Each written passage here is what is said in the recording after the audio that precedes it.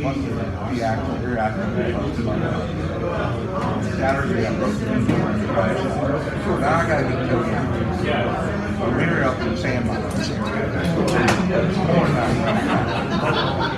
The guy tells me, runs hand radio, station changes our bill. I'm like, you can't hear a word I'm saying, and the mirror comes around and takes grabs the wheel. Oh, I don't want to eat. No. I'm already in the hole too much. But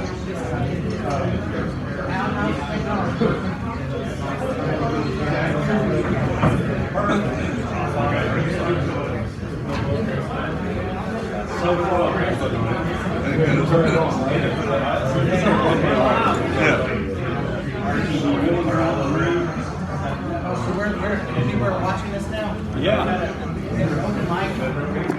Open mic? Yeah, so be careful what you say. See, look who's being streamed out right now. Oh, okay. So you can choose which one? Yeah, now the podium, and I can play some little video clips if I need that. And then the PowerPoint slide. Pretty slick.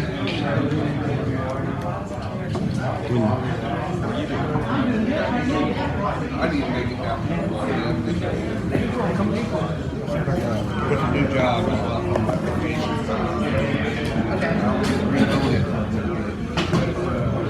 Once I do, I get 3 weeks. And 6 months.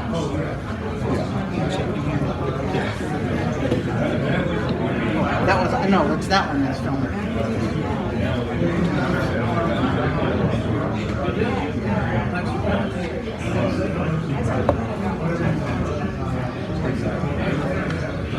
Have a seat, sir. Oh, excuse me. I'm sorry. Back over here. You need a water or coffee? No, thank you. I got me some coffee, yeah. Your donut? Thank you. I'd like to have a bacon, egg, and cheese biscuit from Hardee's, but I'll wait on that. Okay. Mama's not going to let me slip that to you. Cynthia, now Mike, how are you? We'll find out myself now.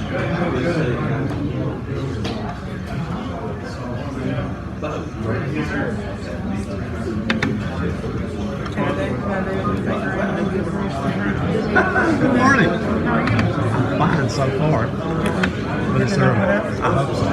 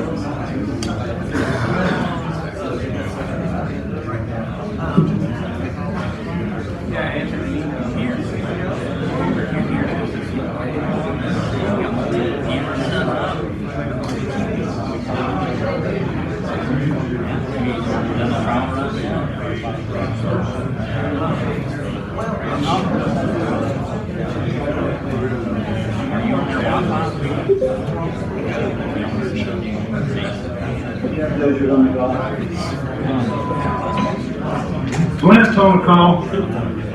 Jeff Dozier just joined. Hello, Flint and Jeff. Can you hear me okay? We hear you fine. Can you hear us? I can, yeah. Okay. Good, thank you. Is this your stuff? I don't, but I can.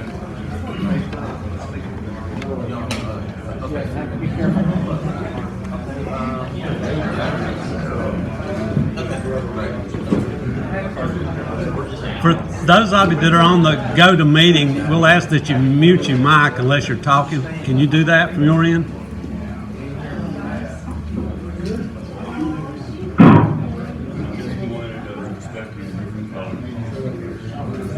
Do you know what key to press to mute? Well, it sounds like you're on a regular telephone. If you'll just mute it on the phone. Oh yeah, no problem.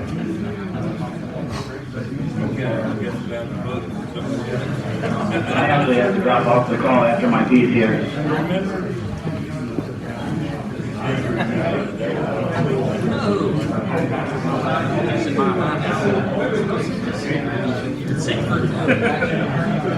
I'll probably get 3 cameras myself. Right?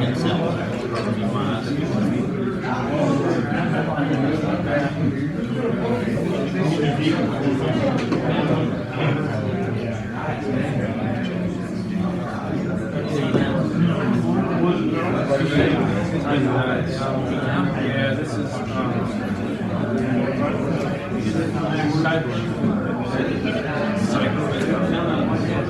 Oh, yeah. That's amazing. Good morning. Let's get this show on the road.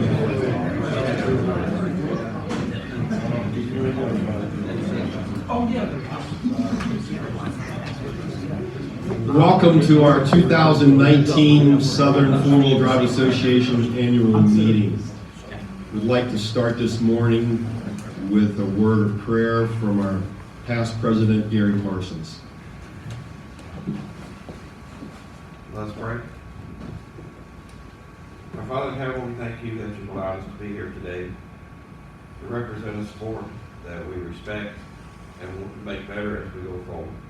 And thank you, Lord, for everyone in this room and the passion that they feel. I thank you for our country. I thank you for the fact that we can do what we want to do and move forward and enjoy the land that you put out there for us. Most of all, I thank you for our military and the folks that keep us safe every day to allow us to have the freedoms we have. And to thank you for your son Jesus who died on the cross so we may have a hope of eternal life and forgiveness of our sins. I ask this prayer in his name. Amen. Amen. Well, first of all, folks, I got a lot of great friends in this room. I promised myself I'm not going to get emotional today, but it's been a great 6 years. Also would like to start off sort of an infamous day in our history as a country and have a moment of silence for D-Day 78 years ago.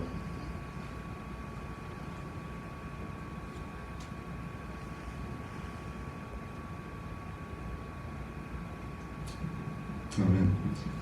I'd like to start off by introducing the board of directors for the Southern Four-Wheel Drive Association. To my left, Aaron Roddy, Vice President, Jay Bird, Vice President, Doyle and Ted, Treasurers, Bo, where's Bo at? Bo, Membership, Al Sweeney, Director of Education, Amy, Director of Recreation. Online with us, we've got Flint Holbrook, who's under the weather a little bit with this flu bug all of us are fighting a little bit of. I think Robert Palmer is jumping online at some point with us. Robert got stuck in Paris on his way back to the U.S. with the transit strike and got in late last night sometime. And I believe at some point both Lucas and Walter will be on board with us as well. Also online with us as we get into our meeting this morning will be Jeffrey Dozier. Many of you know Jeffrey and the Daniel Boone, Friends of Daniel Boone efforts that we've got going on there. I'd also like to recognize a number of past presidents that are here with us today. I'd like to start off with Brent Galloway, Bob Yarborough, Gunner, Jay Bird, Gary, and Roger. Thanks, guys.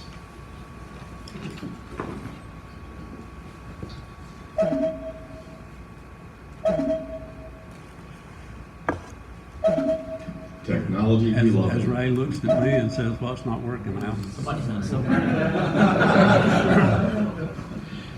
Also going on right now as we go through our meeting today, we are streaming this live on Facebook live stream, and between Al and Walter, we're emerging on some new technology along with Bo also. So we're going to start off as we have in the last several years, working through our land use updates. From there, we'll get into some other areas for broad updates for everyone here at the meeting. I'm going to start off with the Daniel Boone Backcountry Byway. As you know, that's been a core effort of our association for the last several years. And what I'd like to do is ask Jeffrey to jump in here and start with us on what the plans look like for 2020 as we move toward expanding the Daniel Boone Backcountry Byway. You're up, Jeff. Okay, thank you, Ray. So I think we should recognize that 2019 was a really good year for the Backcountry Byway. We hosted another Southern Four-Wheel Drive meet and greet. I think everyone had a good time and it was enjoyable. Brought a lot of people to the area.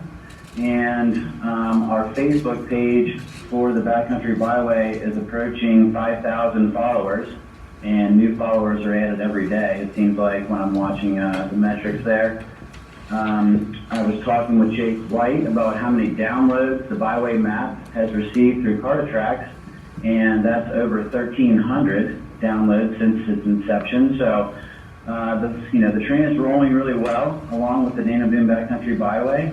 And looking into 2020, the Ohio River Four-Wheelers, myself, Jake White, and some Southern Four-Wheel Drive leadership, along with the Kentucky Toyota Land Cruiser Association and Kentucky Crawlers, have formed a Daniel Boone Backcountry Byway Committee. And we are going to meet frequently in order to cover some issues and stay on top of maintenance and initiatives that go on with the byway. So for 2020, I think we'll have a little bit more structure and a little bit more organization as we go forward with the committee. So I think that's a good thing.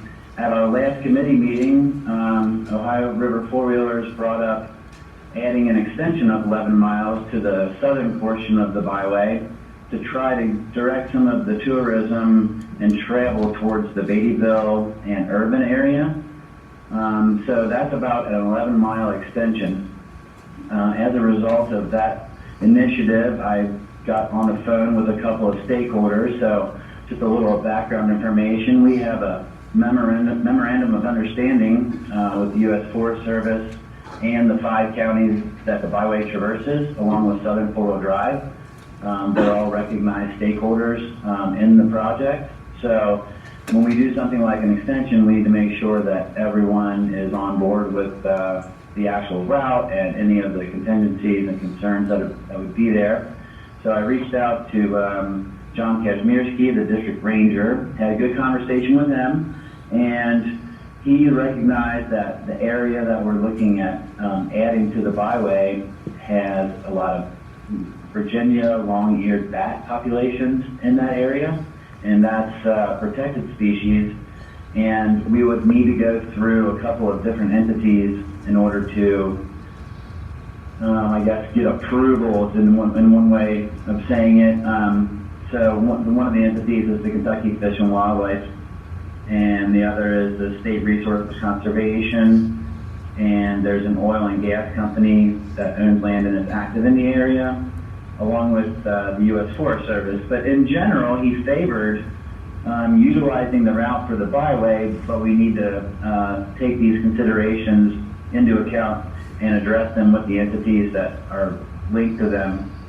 So instead of just being able to send Jake out and take a track and add it to the byway and a very straight line sort of extension, we need to go over a few obstacles and jump over a few hurdles to make sure that we're crossing our I's and dotting our I's and crossing our T's with that.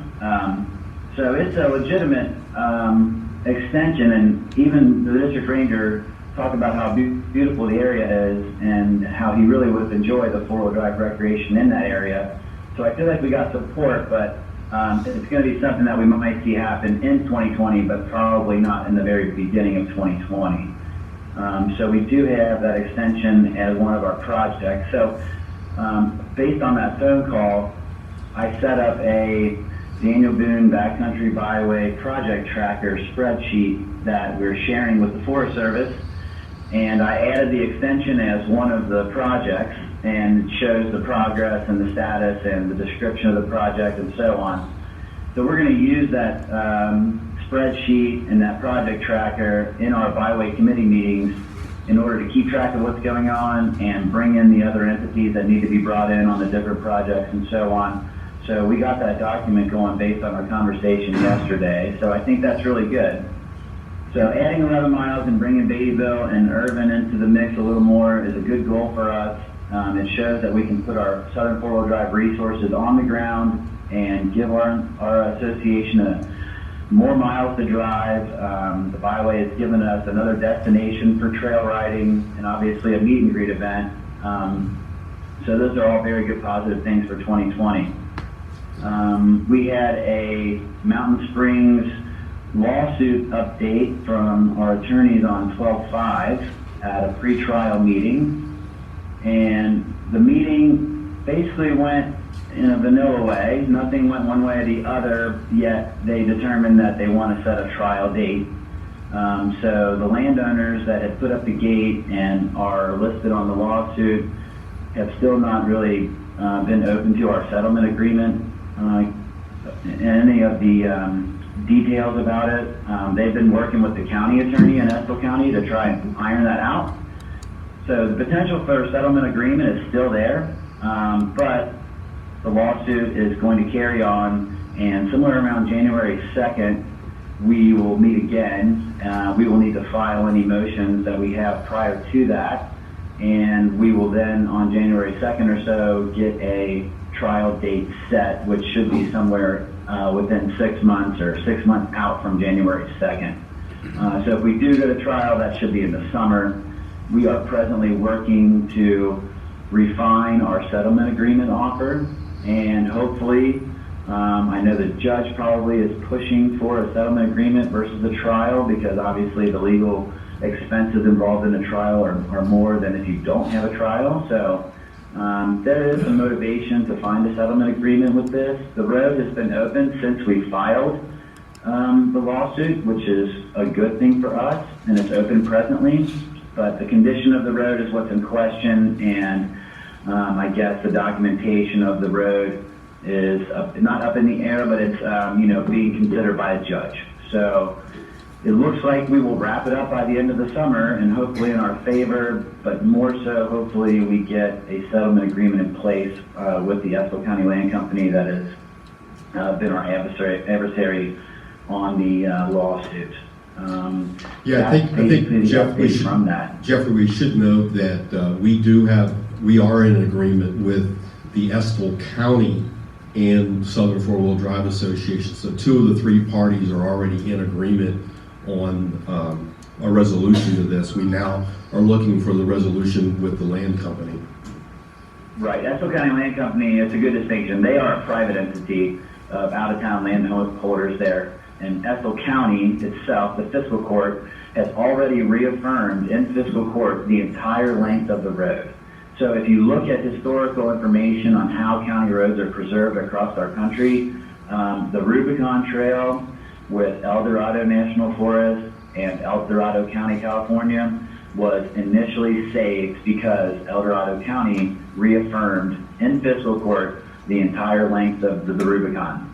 So we have precedents there. It's just that in the state of Kentucky, we can't find a lot of precedents that is set before this, but now hopefully this will be our precedent-setting case. Anything, I can take Flint? Questions on that, Ray, if you want. Yeah, Flint, anything you would like to add further on that? No, I don't think so, Ray. I think Jeff covered it all. Good. I mean, I still think that settlement is a possibility. I think we need to work that out with the county engineer or the county attorney to see what the sticking points are. I don't think we've ever figured that out as to why ECLC won't sign that agreement. Right. Well, as we said there, one more slide there.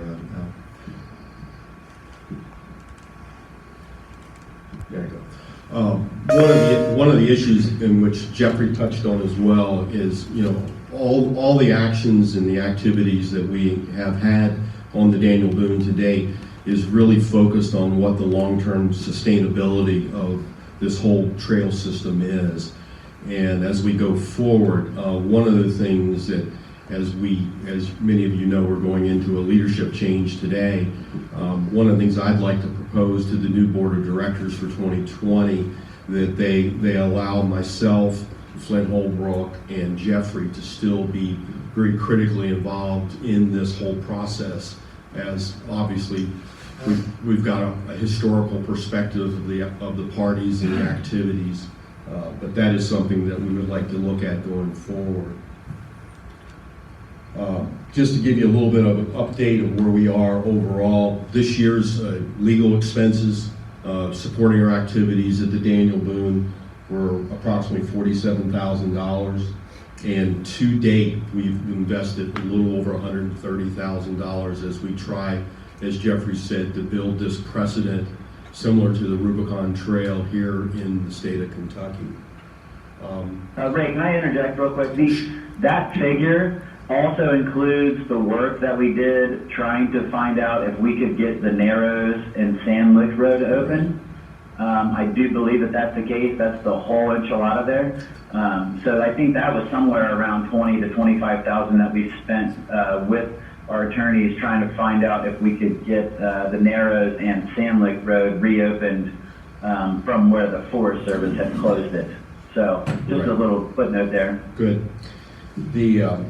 During the year, we had a group called Forlow Bound came in based on some activity up in the Slate area and made a donation to our efforts at Daniel Boone. I think late last year, and I may have mentioned it last year, but it came actually in early 2019. The United Four-Wheel Drive Association made a donation of $5,000 toward our activities there. One thing that came up, and Robert, if you're online, I'll let you get in here, but we are also exploring the concept of getting the Daniel Boone Backcountry Byway listed on the National Scenic and Historic Trails Registry. And this is going through the AmericanTrails.org group. Robert, anything further you would like to add to that? Is he online with us? Okay. Any questions relative to the Daniel Boone and our update on the status? Okay. Right? Yes, sir. Jake has shared the full map of the Daniel Boone Backcountry Byway with us over here. If someone wants to look at it during break. Absolutely.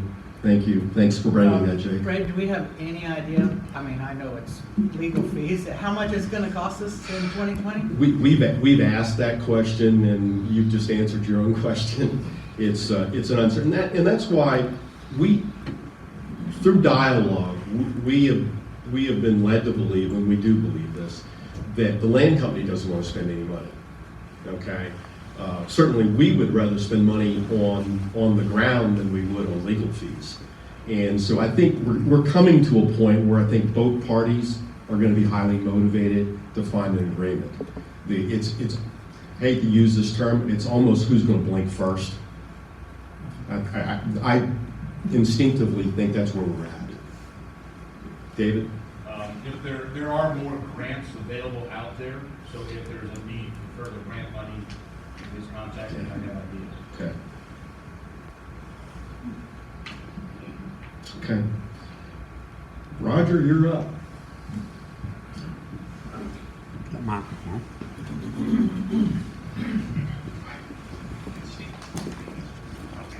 Oh.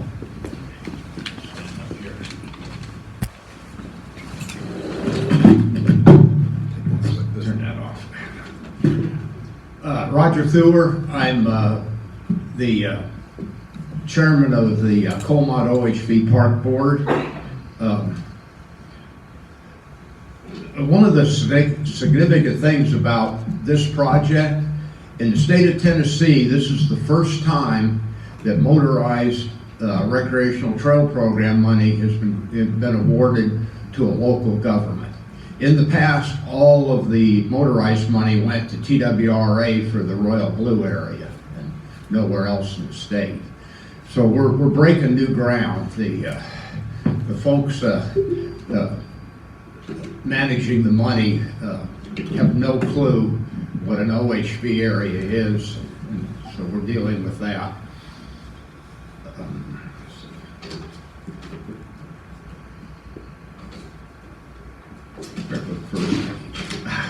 Page is backwards. So the city of Colmont was able to get land purchase grant, bought 1,347 acres up on top of the mountain. It's got a huge flat area for a trailhead, and it's a nice piece of land. Then they were awarded a construction grant right at $500,000, 80-20 cost share grant to build the trailhead. It sounds like a lot of money, except $84,000 of that's going for architectural and engineering work, because before they'd approve the grant, we have to have regular engineering, detailed drawings for everything from the road to the bathhouse to the trailhead.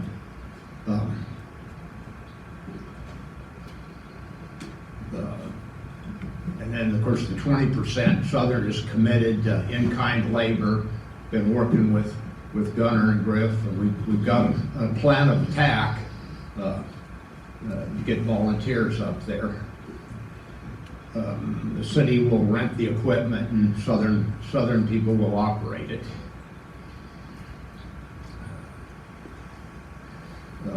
We have, the first thing we've got to put in is we've got 0.8 of a mile of right-of-way across from the end of the existing county road to our property. I'll get to it in a minute, but that's becoming an issue on that easement. We have a deeded easement for that right-of-way. Okay, then the plans include about a 4 to 5 acre trailhead with a bathhouse, showers, and an office, power and water. And the grant also includes some money for trail rehab and sediment control. But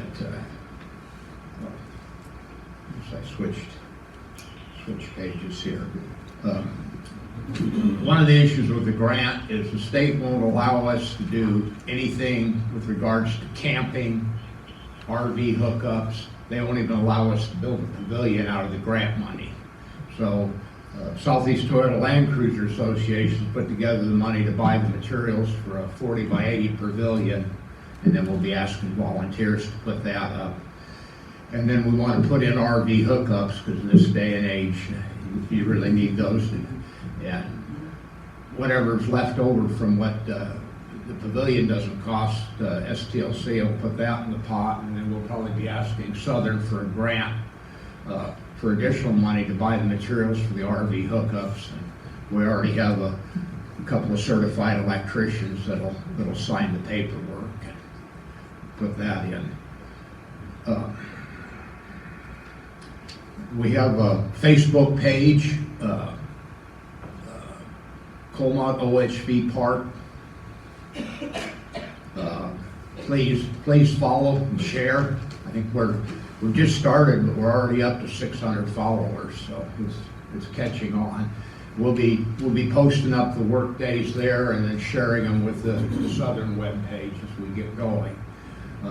We held a work day last weekend to start clearing trees out of the right-of-way, and we got quite a bit of work done before the thunderstorms came in. And we'll be scheduling more in the future.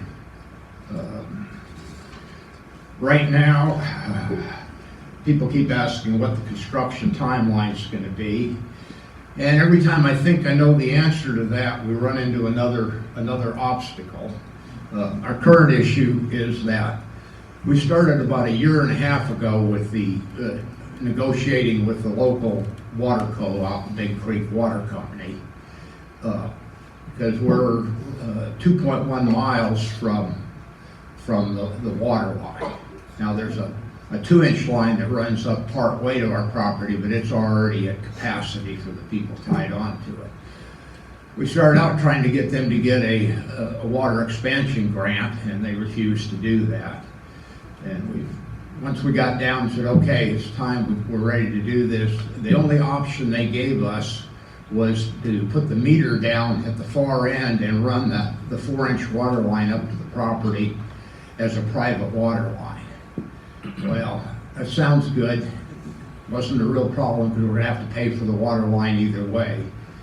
The problem is now the landowner who our 0.8 of a mile easement goes through, he's now saying, well, if I can't have water, then I want to keep my easement gated.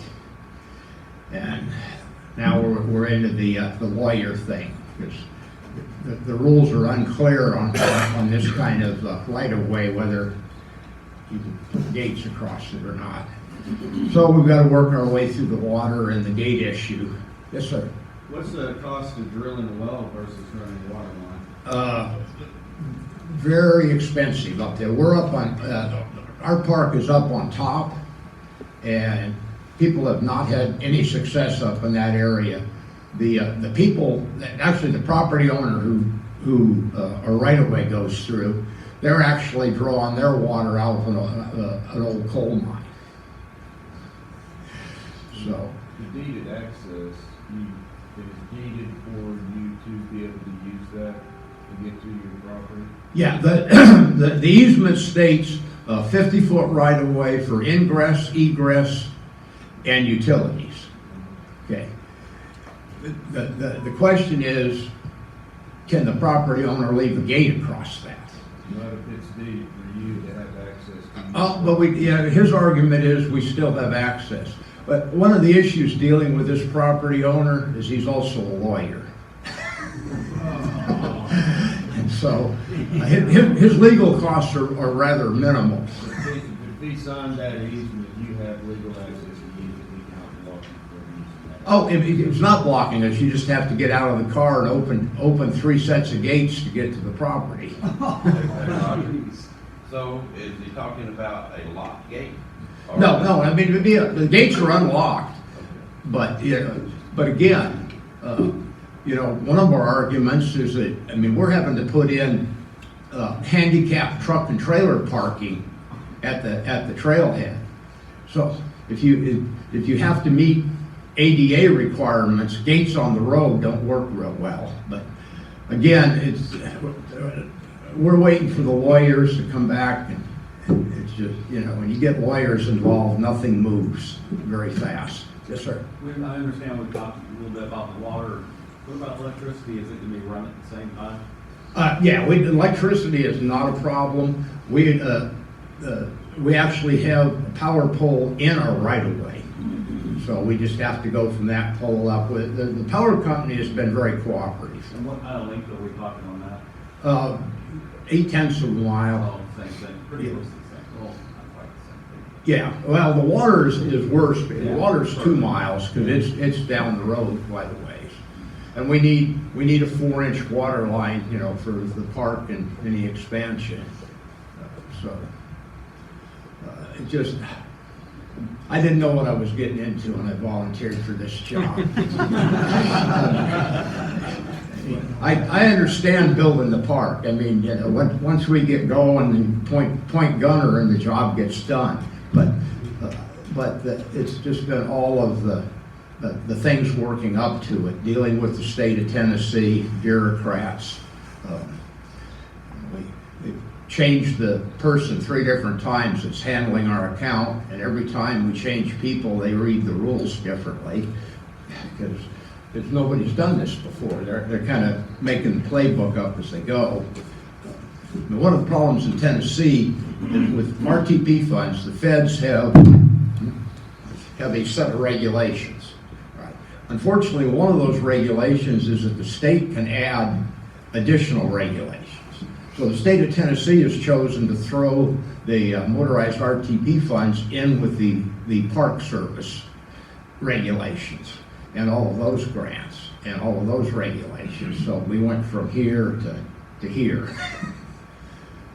And it's cost us a lot of money in A&E dealing with them. Quick Yes, question, Dave. I see that the RTP grant money is not available for trail construction? We do have, our grant does include 500 feet of trail.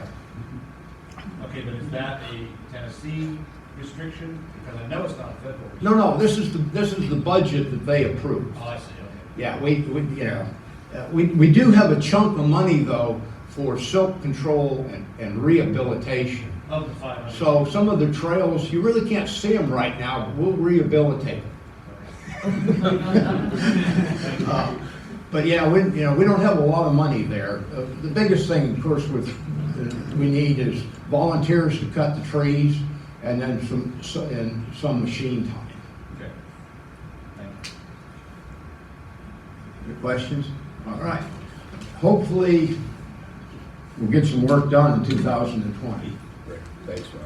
Are they gonna put like on the Facebook, are they gonna put a thing where you can do it volunteer?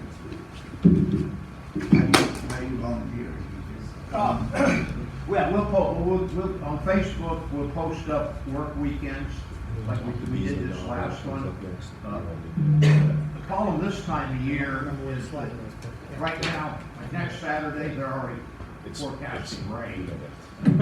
Trying to, we had to cancel the first week being we had scheduled, it came like 3-inch rain. How much notice are you giving on this? Because a couple times I've seen it on there, I've had planes that weekend. Yeah. I'd like to get down there and give you guys a hand. Well, like I say, our problem's been trying to work around the weather. Once we get into trail building and stuff, we'll be into this, end of winter, early spring next year. Hopefully we can plan further ahead. Thanks, Roger.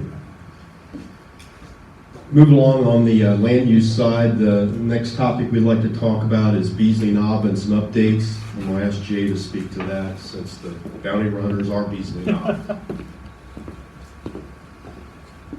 Right, all right, so Beasley Knob, if you don't know, that's a trail system in North Georgia, right out of Blairsville. Georgia Bounty Runners has adopted that trail for almost 25 years. It was shut down after Hurricane Opal because all the trees were down, and we were able to go in and keep it open, and we've actually been volunteering in it. We, Southern and Georgia Bounty Runners, has been volunteering in the area for so many years, keeping the trail system open, etc. They have just closed out one of the largest RTP grants in the state of Georgia. We were awarded $500,000 to go in, redo the trails, do something. They actually finished on time. Actually, they finished before time. They finished under budget.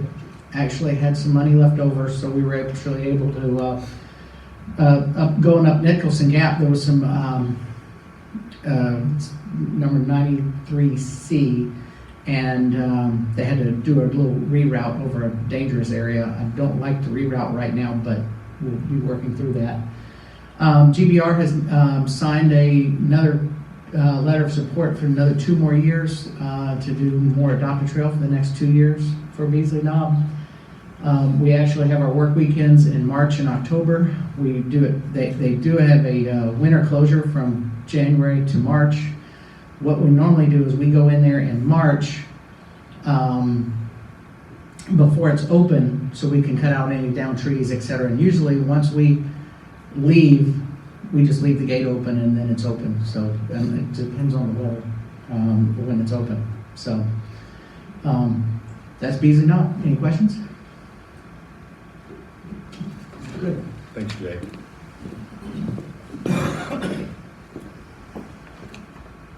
Mr. Bowe. Sir. Give us an update on Uwharrie and even touch on a little bit on Big Creek. So I had a conference call with Mike Spisak, the district ranger over at Uwharrie. this week, and we talked about a number of things, one of which was the fee proposal increase has been delayed. There's a committee that manages any of the fee proposal and fee changes, and I believe they're based out of Atlanta. So they have had trouble getting quorum for their meetings, which means that they could not push through the push through the fee increase. The fees at URI are currently $5 a day or $30 a season, includes your camping. They're going to go up to $15 per day or $60 per season.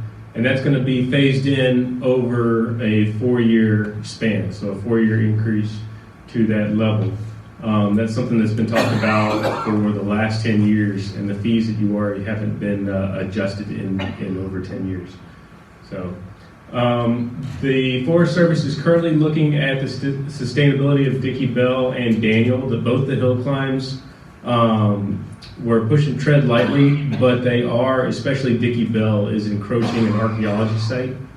That is one of the issues we had with Kodak Rock Trail, was that people were playing in archaeology sites, and that eventually got that section closed. So we're looking at some reroutes with the Forest Service. They have them already surveyed and planned out. So that'll come about in the next couple of years. Those trails aren't going away, just some reroutes to keep people on the trails. As far as Lakeview Trail comes, that trail has been fully funded. All the grant money is there. The Forest Service posted a job position for an engineer to write the contract to all the contractors and to have everything buttoned up with that. And with the federal government, there was no successful applicant.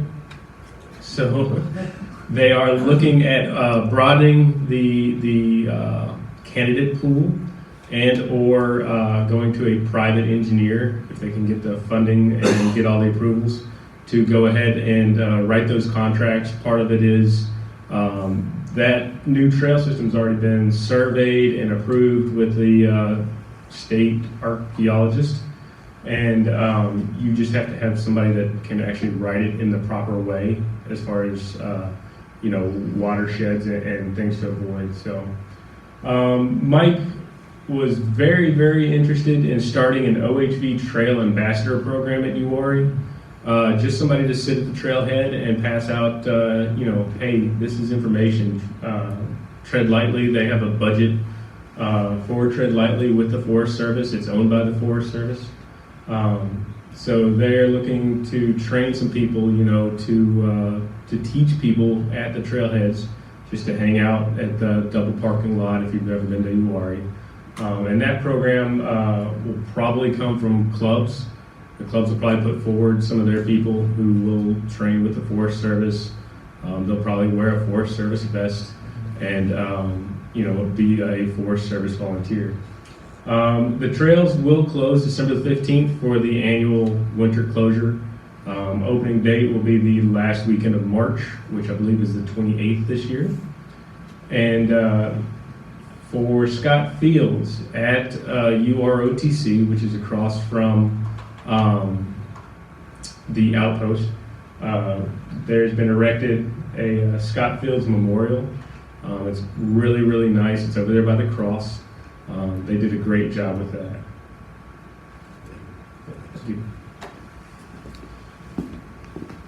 As many of you know, we lost a great friend with Scott, and very, very, very fitting memorial there for him.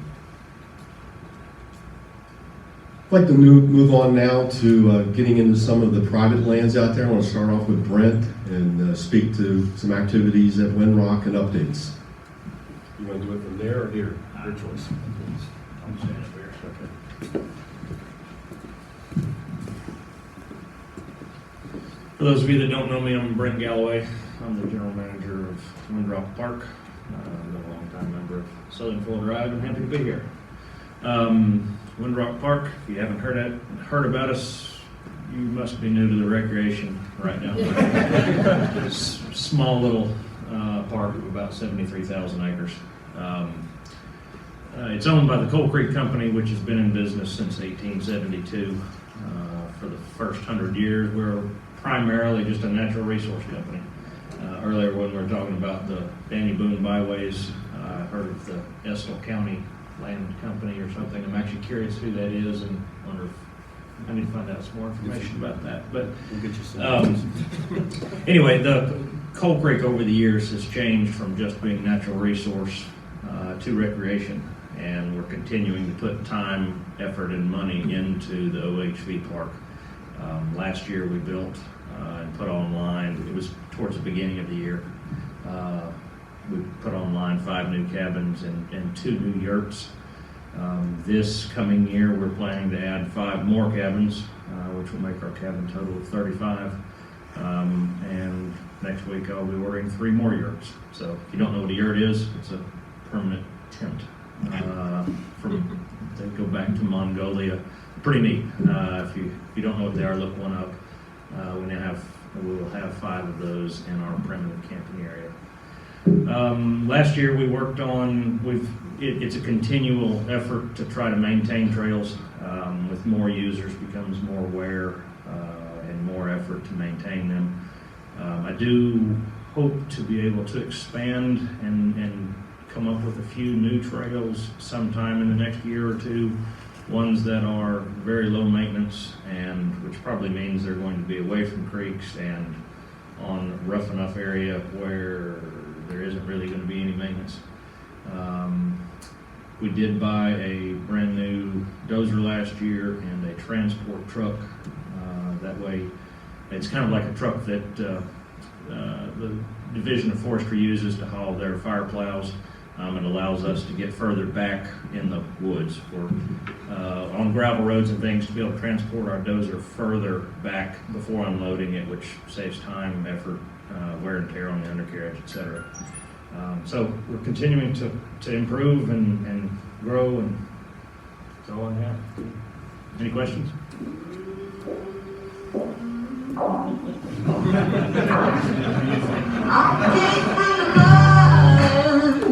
There's dirt on my hand, strong like a tree. There's roots where I stand. That's a yurt. Makes me wanna sleepless night. Hope they won't slow me down soon.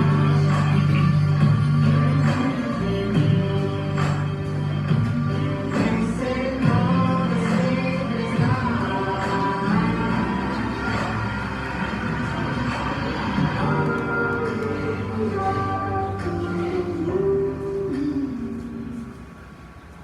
Thanks, Brent.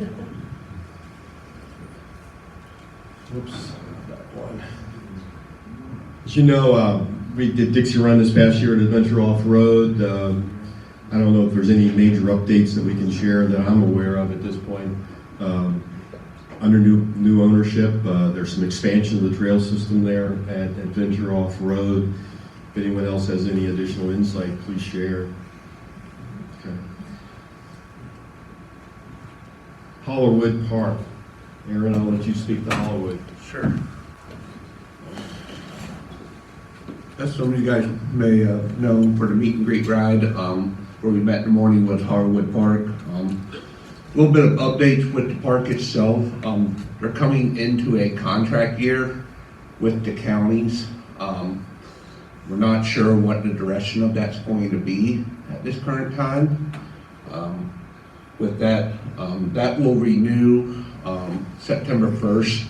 We're looking at different options, maybe even a private investor to come in and just buy the park. With the counties, they pay $80,000 lease every year for that area. Just to give you an idea. There are a few updates for, say, trails. I know the Kentucky Crawlers are going in this New Year's, and they are cutting 3 or 4 more additional trails in the park. Some good rock crawling is what they're aiming for. I talked to the park manager there. He claims that he has a trail up there that looks like Walden's Ridge that needs to be cut. Just to give you guys some ideas. If you haven't been up there, it's 3,500 acres to ride up in that area, so it is a pretty large park in that aspect. Keith Mason, which is the park manager, he has put a lot of work and time into it. If you're up at the park and you see somebody on the bulldozer during the week, it's more than likely Keith up in that area. One of the things going forward, I know I've had some talk with Jake here and everything. We're gonna start looking into the process of trying to maybe get Hardwood Park on the cargo track map too, up in that area. And just to give you a perspective, like I said, with the meet and greet ride, we had over 200 rigs in that area. They do have a few hookups for RVs. They are, this year they're looking at adding camping area up in there too.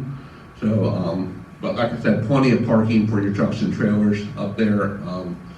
They've got a lot of good contacts with a lot of the campgrounds and restaurants in the area too. So I know that's one of the other things we're working on is sort of like business discounts with park passes. Like I said, pay attention, especially to the Hardwood Park off-road page, Ohio Road 4-Wheelers, Kentucky Crawlers page, because I know it's going to be a big push in August when they go to renew the lease, if that's the option that goes. We'll probably need a lot of support there. Do just want to give a little update in case you have friends or buddies that are up in that area.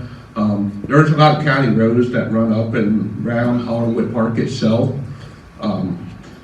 Unfortunately, right now, Kentucky does not legally see any registered side-by-sides. So if you're up in that area, just ask them to stay in the park, kind of deal. We don't want anybody getting tickets or anything up in there. But that is one of the other goals is going through the Kentucky State Legislature right now is to have a program for them to register their side-by-sides. I think it's Kentucky Bills 56 or something. If you're looking online. So that's just a few updates with the park itself. Like I said, support them as you can. I've been really supportive for some four-wheel drive too. Anybody have any questions on the park? Okay, that's all I have. Thanks, Aaron. Another just update, and unfortunately Robert's not online with us. There is new ownership at Golden Mountain Park, and right now it's, I'm just saying, it's undetermined exactly what the plans are there. We have started a dialogue there, at least so that we can have some understanding of what may be going on in the future and how that may develop, and we'll certainly keep everyone abreast of that. Ray, we had a question from online. Yes, sir. About Golden Mountain, Bo. What Yes, was sir. that? They were asking if, he said, are we doing anything to reopen Golden Mountain? This came from Luke Wilfall online. What we've done now, we've been able to make a connection to the new ownership of Golden Mountain, and we're starting a very, very initial dialogue at this point. We've yet to have response back on what the actual plans, dates, any of that may be. Okay. Hawk Pride, I guess really both Jake and Al are probably best positioned to, come on Jake, you love to talk. Go. I can ask my son-in-law to come up here, he'd talk. But want to give a little bit of update on, you're close to Hawk Pride as well? Yeah, it's my local park. You want me to come up and speak? Yes, sir. I can. I wasn't prepared for this. Hey guys, for those of y'all that don't know me, I'm Jake White. I'm a car tracks guy, but I'm also pretty local to Hawk Pride. It was the second map that we made for our company, so Golden Mountain was the first, so we got both on this slide right here. But anyway, yeah, park owner Mark Smith has been pretty active in the last couple of years, really just kind of the slow and steady development of infrastructure and amenities for park visitors, and I think that's going to continue to increase. He just sees the value of that going forward. Continually adding trails, those are always coming online as they go through off-season months. They cut new trails in, and he gives me a call, and we come back and remap them, so the map's updated. It's hour and a half drive from my house, so it's pretty pretty easy, quick turnaround on that. Let's check out the slide here and see what all we got. The amenities really right now, there's 8 cabins and a lodge. I think 4 of those cabins have no bathroom, and then the other 4 do inside. So the 4 closest to the bathhouse, you got to take a short hike over the bathhouse. But the 4 newer ones are the ones with the bathhouses or bathrooms inside. They're a little bit further away, and still really nice. I think there's some folks in the room that have probably stayed in them before. Nice, simple, all the basics, what you need. There's 12 RV spaces. I think he's going to be adding some more of those as well. Improved Wi-Fi access, that's news to me. Trail signage, he has requested maybe some help. He would put in the dollars behind getting them made, but is looking for some help with some volunteers maybe to help put those in place on trails. So the park, any park, even without a good map, still needs good signage always. So signage is really important. He's got good signs now and just needs to continue to add them. So most of his look like street signs. They're really easy to see. I'm pretty sure they're reflective, so I think you can see them in the dark with your headlights. So it's pretty nice. That's for East Tennessee. That must be an inside East Tennessee joke or something. I don't know. Acreage now, 1,100 acres. And they've done a bit of development up in the northern part. If you're familiar with the park and where the cabins are, if you go north from the main office, due north, there's quite a bit of new trails up in the northern end. There's a really fun one right up on the property line on the north end that's pretty cool. There's a guy in the off-road world, y'all probably know a guy named Ricky B, who has a birthday party every year. Just had it right after Thanksgiving. It's just a big wheeling ride weekend, and there were a lot of people really talking about this trail. It's pretty fun, kind of a creek trail. No water flowing in it, just rocks pretty much. It's a fun one. And that's pretty much it. I don't know if we need to talk more about the event at Trail Fest that kind of goes in with that. Is that coming up? Okay. Any questions relative to Hawk Pride? Because I know both Al and Jake both have had some dialogue with Mark. How many of you guys got to go to Trail Fest in 2019 at Hawk Pride? Okay, good. Yeah. Okay. 2 other parks that we keep our eyes on and try to stay up with. Obviously, Black Mountain. I think you guys mentioned it earlier. Obviously, that continues to grow up there in the Harlan area. They just added a cabin. They just added. Yeah, another cabin. A brand new piece of property that we're keeping an eye on. This is another thing that I've charged Robert with. There's about a 4,000 acre piece of property in North Georgia called Iron Mountain, and it's I'm gonna say in the early stages of development right now. Its initial focus seems to be on the side-by-side ATV RZR type community. But they're also having some dialogues about full-width vehicles and development of that and cabins and the full set of amenities. But as a brand new piece of business out there, it's certainly one that we want to stay in tune with and aware of as we go forward in 2020. Bo made a mention a while back on the Uwharrie update about not having a quorum. As many of you know, that I sit on the Region 8 Regional Advisory Council, the RAC committee. We had no meetings in 2019 due to the lack of the ability to develop a quorum. And I think that's a combination of conflicts of schedules and so forth and so on. But fundamentally, that's where those fee structures come through there first, so that the public has an input to it. But anyway, so they're indicating at this point that we should have a meeting in March, April of 2020, and we'll see if that develops. Bob, I'll ask you if you want to have any current inputs on the Tennessee. Believe it or not, we had some of the same issues. We had to cancel our meeting In November? 15th, Yeah. and rescheduled January, I don't know, it's 8, 12, something like that. But we couldn't get a quorum. Right. Okay. And Jay, I know you're close to obviously what's going on with the Georgia Trail programs.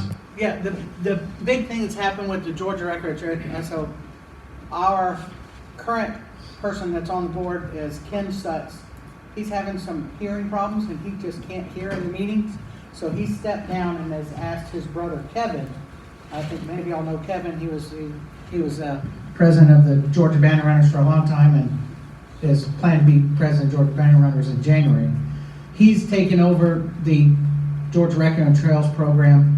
The other thing they've done is, instead of awarding a grant every year, they've gone to a 2-year program where, like, for 2019, they don't award anything, but they'll only award stuff in 2020. So next year they'll award, but it's a 2-year cycle now to get the RTP funds is when they award. So there'll be an off year and an on year. So that's how it works. Right now, the only people that get the motorized funds is the Forest Service. And they understand because they don't have enough people to actually do the work if they get the money. And Ray, this is Clint. Yes, sir. The South Carolina RTP, Rebecca Kidder and I sit on that committee. We beat back an effort to allow voting operations to receive set-aside gas tax money for off-road recreation. That was one proposal that was put forth this past year, and we were able to defeat that. There has been letters of intent now that we're due, I think, in October, and proposals are due in January, February timeframe. Then we'll be reviewing those applications for the RTP funding. I think intent those grants will be issued in July in South Carolina. We did lose $1 million in the. There was a one-time federal DOT had a one-time return or clawback if you hadn't used a certain portion of your money by October 1st. They were taking that money back. It's just a one-time affair, and the only money available in South Carolina to meet that clawback was money set aside for motorized off-road recreation, and so we lost $1 million that was in the kitty. We tried to find someone to do an unsolicited proposal to tie that $1 million up. If it was committed, we would have been able to retain that and not have sent it back to the feds. But I don't think that happened. I think we did end up having to return those funds. That's an update on the South Carolina RTP. Thanks, Flynn. One last thing on a broad basis. Back in the spring of this past year, I attended a coalition for recreational trails, part of the American Trails Group. In attendance at that meeting was ORBA. There were some SEMA representatives there. Cal 4x4 was there.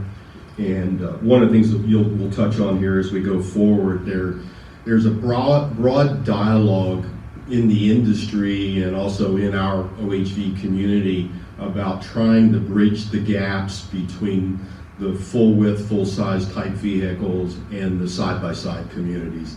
I think over time we've all had that dialogue at various levels. One of the things you're going to see when we get into ORBA here momentarily, ORBA is going to, which I find really exciting, ORBA is going to be introducing at King of the Hammers in January a outreach program to the side-by-side community with the support of SEMA and the industry, and try to begin that dialogue on a more official level. They've also signed a memorandum of understanding with Tread Lightly to be a partner in that outreach program. So again, it's a small baby step, but it's a step in that direction. Great. Add something? Sure. Absolutely. One of the things that's not in this slide program that on land use is West Virginia actually. I have a really good contact up there, senator that's part of their legislation. February 1st, they're putting on an open ride up there at the state capitol They'll meet in the morning with the legislative, but they're gonna take some of the senators out on some of the back roads. One of the things they are trying to do is create a trail system of the unmaintained county roads in West Virginia. Currently, when you pull up on their site, there's 0 miles, but the guy's name is Mark Maynard. If you haven't heard of him, really good guy to get a hold of. He is trying to develop a trail system in West Virginia, sort of like the Daniel Boone Backcountry Byway kind of deal too. So if anybody's interested, that's the first weekend of February in West Virginia. Thanks, Aaron. Yeah, the West Virginia project really has a lot of close links to the Daniel Boone Backcountry Byway and Jeffrey Dozier, and they're really using that somewhat as a model as they try to push this forward in the state of West Virginia.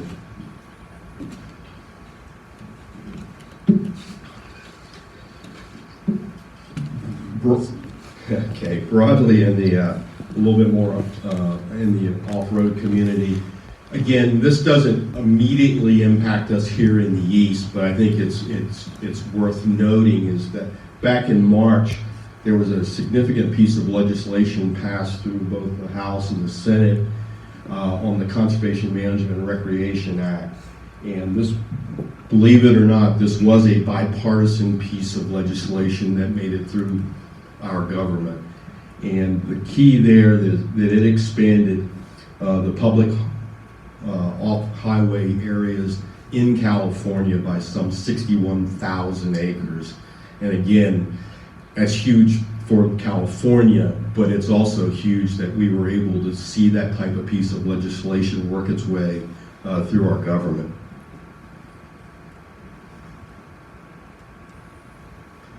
I'd like to just quickly move along and touch on some of the major supporting groups that we support and share this lifestyle and mission with.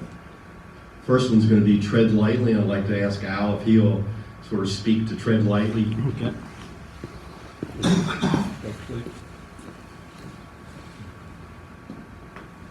Let's start off with Good morning.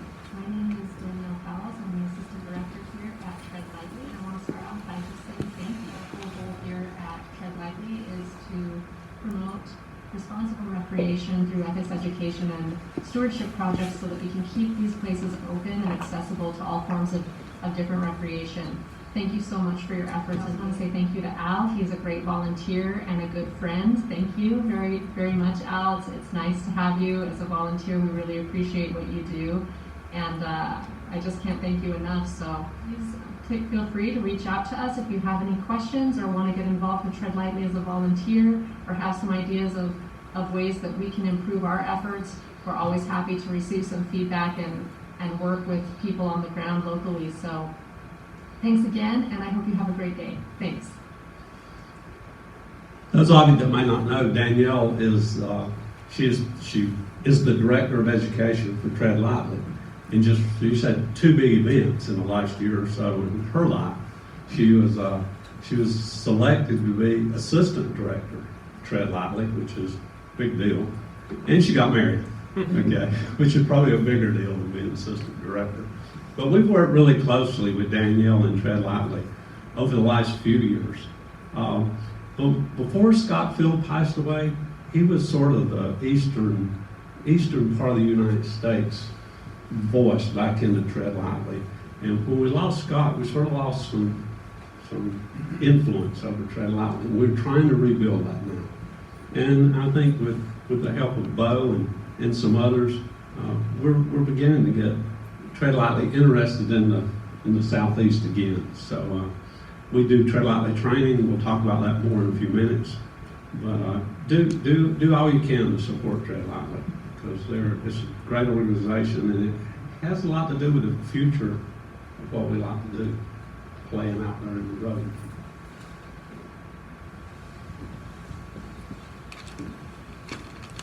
Thanks, Al. Just another really brief update on where United stands today. We have made a number of moves. I actually started last year on changing the board of directors.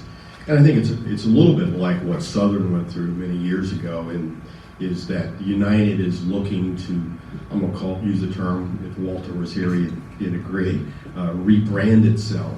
I think one of the critical things with United is there is a direct connection now between the activities of Orba and United. And obviously Fred Wiley drives a lot of that. But from a marketplace point of view, we see a lot of value in that name, that recognition factor. And the efforts are underway to try to continue to support United and see if we can't refocus, what they're all about or what they should be all about. It's a struggle, and I'll just leave it at that. Over the last several years, you've heard a lot in these meetings about Orba and One Voice. As Al mentioned just a moment ago with Tread Lightly and sort of being the Southeast voice, that's really been our role here as the Southern Four-Wheel Drive Association.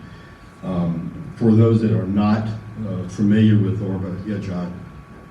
So, talking about Orba earlier and try to bridge the gap with side-by-sides, what is their Southern Four-Wheel Drive Association? Do they have anything like that? Orba is a national business-supported group by the industry, okay?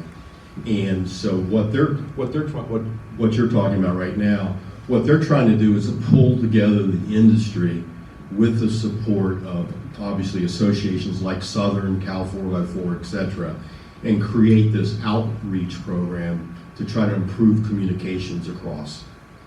I guess to rephrase, so if you went to Windrock right now, there's what, Brent, 10 to 1 side-by-sides at least, Jeeps. Who's speaking for them? That is the challenge of this outreach program. Is how do we make the connections to communicate? And I don't think anyone's had the answer to this yet, because from my viewpoint, they don't seem to have the structure and the organizations and the association frameworks that you find more often in the full width, OHV community. And so I think that's one of the reasons that there's a really active dialogue at the industry level. Can we start that dialogue at the point of sale, okay? And then how do you build it from there? Yes. As a member of Cal 4-Wheel and just moving out to this area, I can honestly say it's the same issue. Yes. Yeah, Steve and I have talked about it extensively. So, but as I said earlier when we were touching on this, I think this is just one small baby step in that direction, and certainly I don't think anyone's going into it thinking we have the answer, but we've got to begin the process.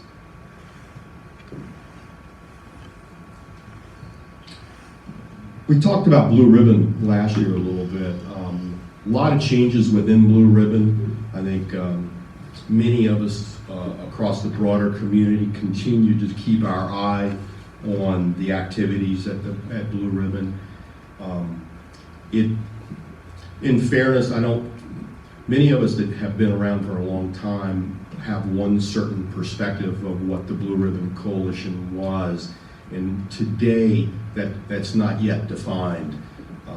The new executive director is creating his own strategy, being politically correct, David.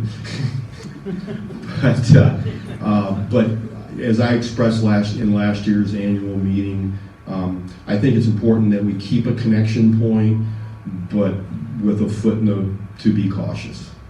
And that's essentially my comments on Blue Ribbon. Hey Ray, I'd like to add something real quick. Just a footnote, but a really important one. I'd like everybody to know there was a gentleman named Clark Collins that essentially founded Blue Ribbon Coalition, and he passed away just last week. Right. But interestingly enough, I learned something this week that, how many times have y'all heard RTP mentioned today? That's Clark Collins' brainchild. That he created that, and all those funds were from him. They weren't his dollars, but it was his creation. And so I wanted to mention that. I think it's quite an interesting piece of history for four-wheel recreation for all of us. Thanks, Jake. Yep. With that, let's take about a 10-minute break, and come back for page 2.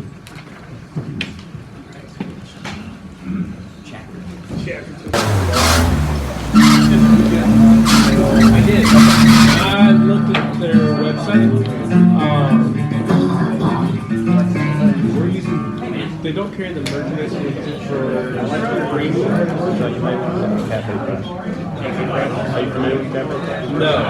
It's a similar thing. Yeah. But they carry a wider range of products. Well, that was the limitation with that one. Right. So Printful has soft goods primarily, t-shirts, hats, heavy sweatshirts, all that stuff. But that's pretty much the biggest print. Right. Whereas Cafe Press, they can do mugs, they can do Printful can do mugs. But you get the idea. Yeah. They're not going to do Yeti Cookies. Right. They're not going to do that. But Cafe Press probably will. And it's huge. Cafe Press. In fact, we used to have our Southern goods printed at Cafe. It's not cheap. Yeah. But you're not trying to make a profit on it. Really, all you're trying to do is fulfill. Right. Because I'm a delivery driver for FedEx and a cover driver, so I never know what I'm starting when I'm ending. So for me to be the fulfillment guy for the premium merchandise, there's a lag and people get right. How come it's 3 weeks? Right. Yeah. And they have a job and take Sure, right. Yeah, no, they take care of everything. That's the beauty of it. You pay for that service. Right. But, it's hands off. I mean, the order comes in, the order goes out. And that's today's mentality with things on everybody. The provider that we're using for this year's shirt, we're paying $15 a shirt for the same-day season. $15 per unit. So shirt, and then I changed the shipping to medium. Okay, that slows it down a lot. It's 9 days. Right. I'm seeing 3 to 5. Okay. Well, if that's the case, then at a Greensboro, because I'm kind of central. Right. If I was in Knoxville, I would be really central. But 3 to 5 days of shipping slows it down, but it's $40 per unit, where the old way was like $6. My wife was in the post office, so they popped us on a couple of packages when we first started doing it with the weight in our settings. And figures reflate but with the flat freight and stuff like that, check out that other one. Yeah, Cafe Press, if you forget, just email me. Or you can look it up in Bookmark or whatever you want to do. But Cafe Press does that type of work. I was talking to Alan Doyle about using Printful as a revenue stream for people out there that just want to start a shirt. Right. Or a well, back, I've been involved for 20-some years.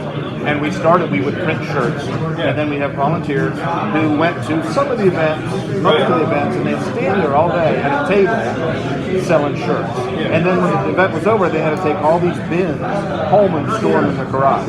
We have moved beyond that. And so, that's what we could do, whether it be Cafe Press, Printful, whatever. It should be, it's fulfillment.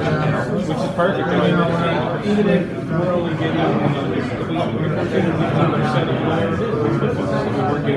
right. Well, the thing is, I look at the shirt as for advertising. They're billboards, they're disciples. They're going out there wearing the shirt, and it's almost a subliminal thing that people think, oh, okay. Well, like I think about it, every year in Jamboree, I have a shirt. And we wear them. And people ask me about them. Sure. Oh, what's Jamboree? Where's that at? Right. And I was like, you ordered Jamboree. Yeah. Sold out. Yeah. And my wife works for them. Oh, does she? I didn't know that. Yeah. And I'm on the board of directors for Tread Lightly. And so I want to mention, Tread Lightly is a non-profit, independent organization. It's not affiliated with U.S. Force. It was founded originally back in the late 80s. Yeah. But we're coming up on 30 years now. Next year is 30 years. 1987. It became 87. And then the Forest Service said, we don't know what to do with this, we can't handle it, and they spun it off as what we know now is Red Lake. So it's a private, non-profit organization. My understanding is that people wanted to buy it before Service told no. So that's why I was under the impression that they still owned it, but it's separate.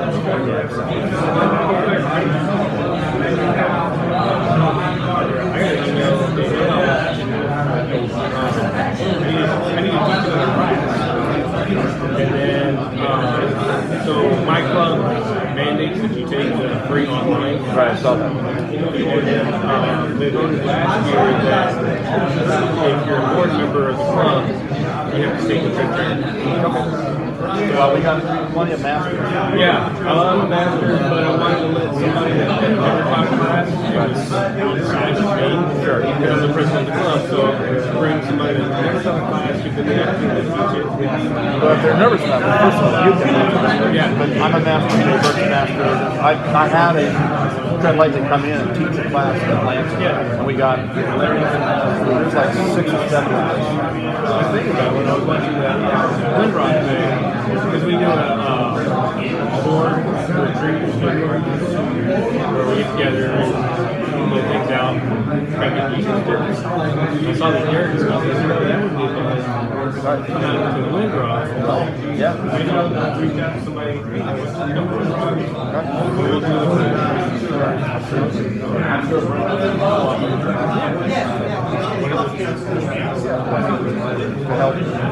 Last year we rented a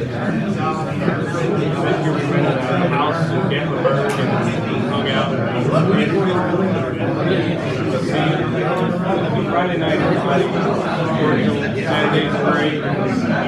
Morning, tired. They get tired of each other. You can see where it's going to be. And for me, that's more interesting.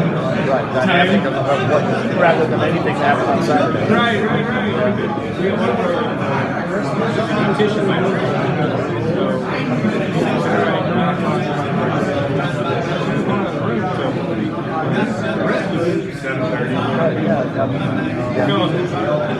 It was fascinating. Yeah, learn a lot.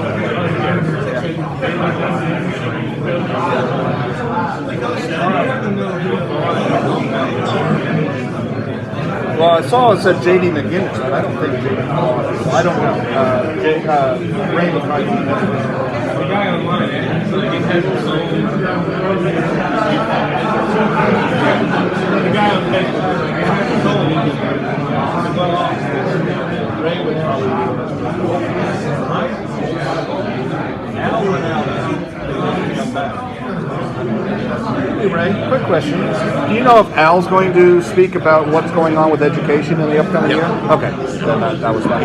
At great length. Huh? At great length. Oh my gosh. Okay. Well, I'm near the door. Yeah. But no, I'm curious because we haven't done any videos for quite a while and so forth. Yeah. Kind of what's they did the one this year and I'm just again not been a lot of been a lot more hands-on on the ground type stuff this right. past Well, it year. doesn't all have to be video. I just was curious what's going on because I'm out of touch. So I'll wait. It's all part of it. Yeah. Cool. Thanks. Ray, we got a question online asking when did Golden Mountain sell? I don't have the actual sale. It had to be. It had to be in the fall sometime because I got the contact name.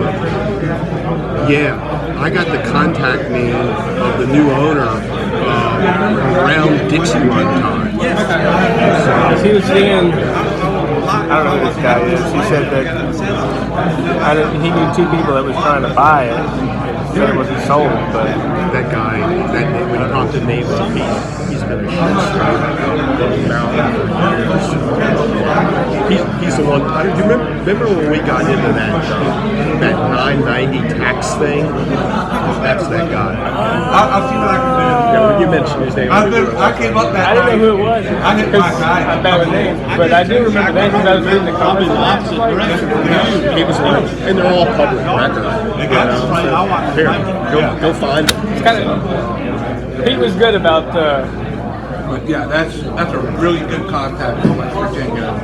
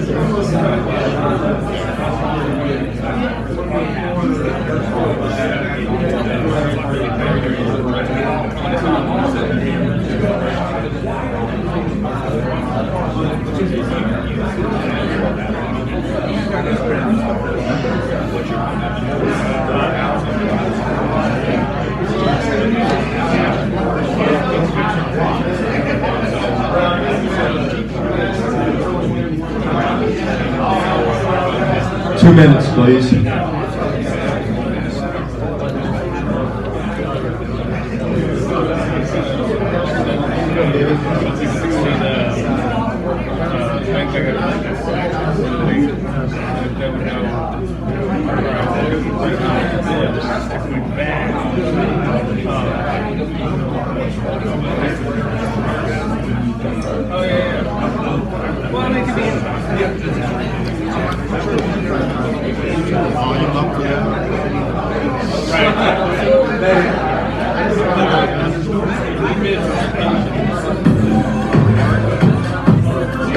You are aware that Danielle is now acting director of Trelane? So Keith Gordon, the executive director, was released about a month ago. Yeah, and I'm on board. So anyhow, she has taken over temporarily while they search for a new executive director. There's been a lot less response in the last month or two. Yeah. I contributed to family life. Well, there's a lot, but she's taken over the organization temporarily and reluctantly. And her husband is in Wyoming, so she's commuting back and forth. Like she just got, on Thanksgiving, got snowed in Wyoming, trying to get back. So there's a lot going on. So yeah, I would expect it'll be a little slower. She doesn't want to be there. No. And she wants to go to Wyoming, live with her husband, and start a family. And she just turned 40 or 41, something like that. So it's time. If she's going to do that, she needs to do it soon. So it scares her. It's an overwhelming amount of responsibility and so forth. So she wants to maintain her director position. No. I think what's going to happen is, and this is now, I'm guessing, disclaimers, is that she'll eventually, within a year or so, maybe move to Wyoming, and that'll be, and she'll live and, raise a family.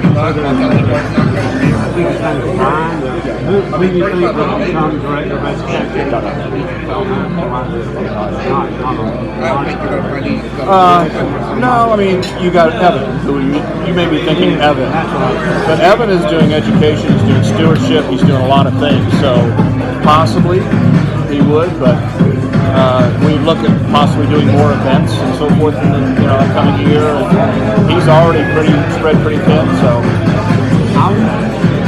I talked to Danielle about having Red Light become a little hard. Honestly, our last couple of events, I don't think we should have really seen something. I don't know how to say that. Right. If we can get our events back right. It's really long. She did that little video. She's seen me a couple. When I'm doing it for Live Fight, I asked her to send me a little video. Right. And I introduced her to Live Fight. Sure, that's cool. Well, as long as I'm here, in this area, I mean, I'm not Danielle, but I can, if I'm available, I can come. I'm in. I know. I have no. Please take your seats. But you know, it's second best, third best. I can shave my legs. Just kidding. You could do, I mean, we could still do a booth. We could get Right. 10 by 10. So we'll see.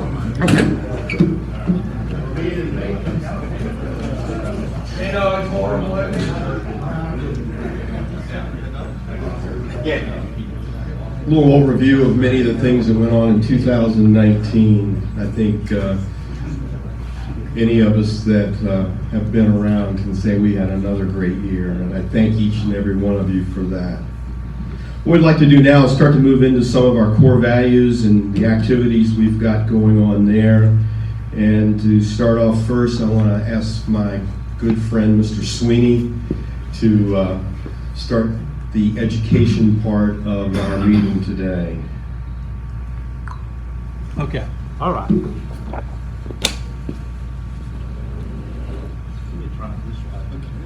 Hello? Oh, it works. Education.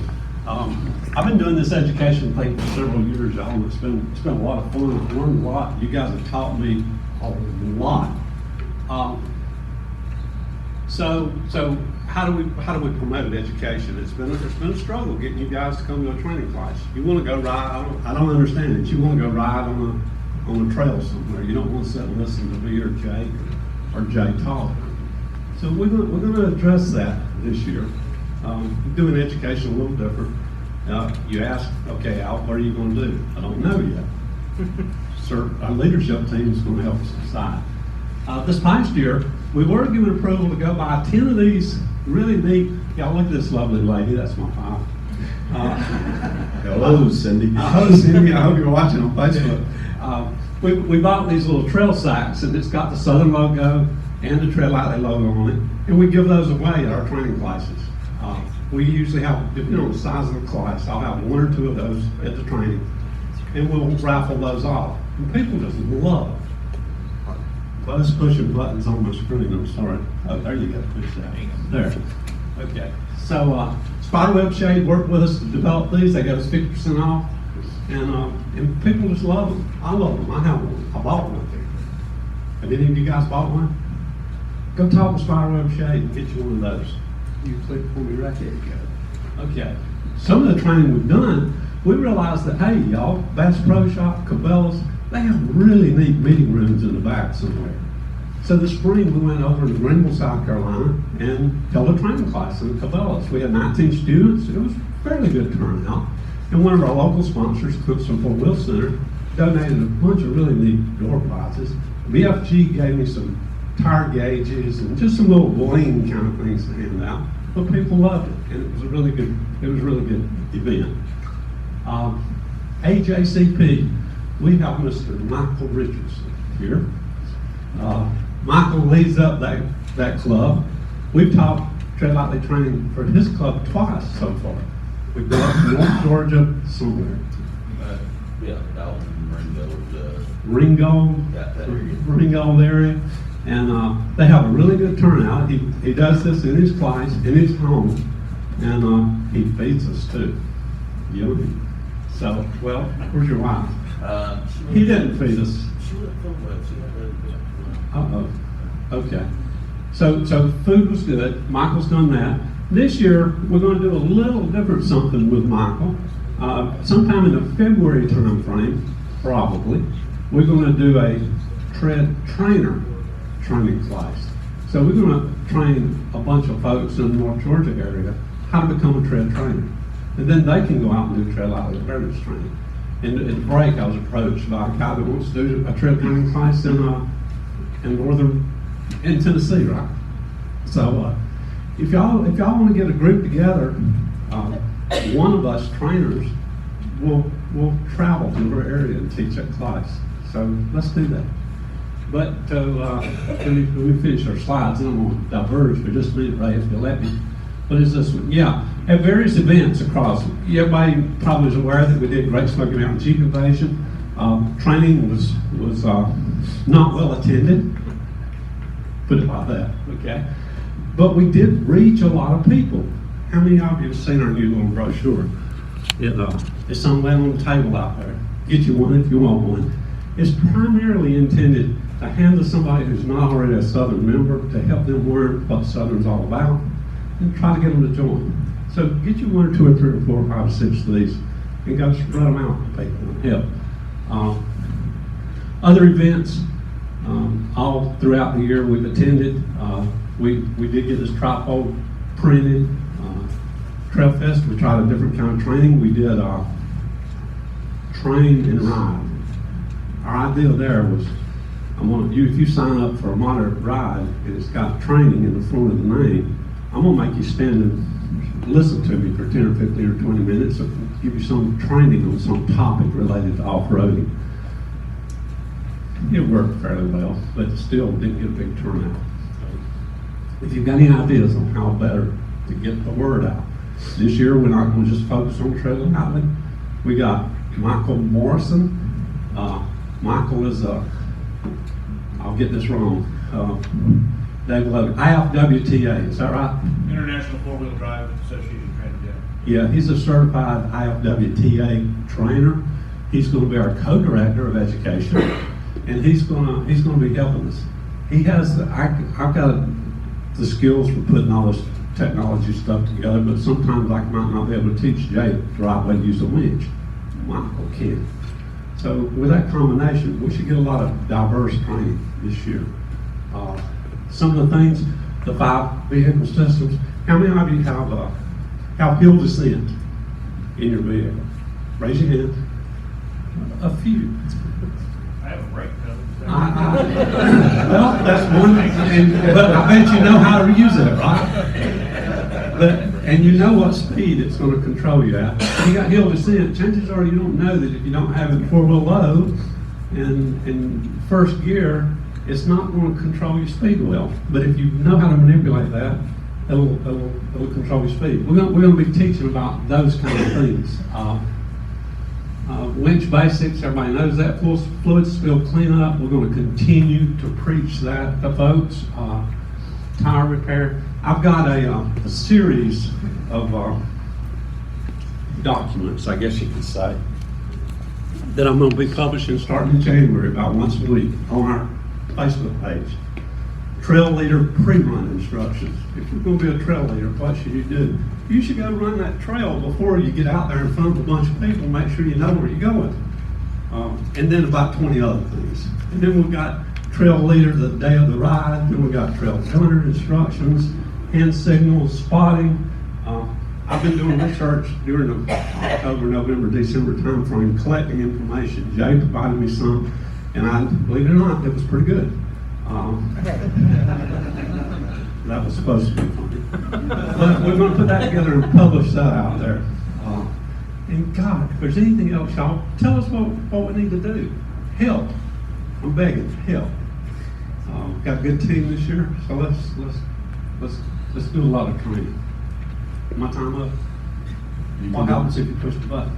We're going to go to membership. All right, I'll give it the buzz. Yeah. Al? Yeah. Yes. I was going to say, Sorry, bud.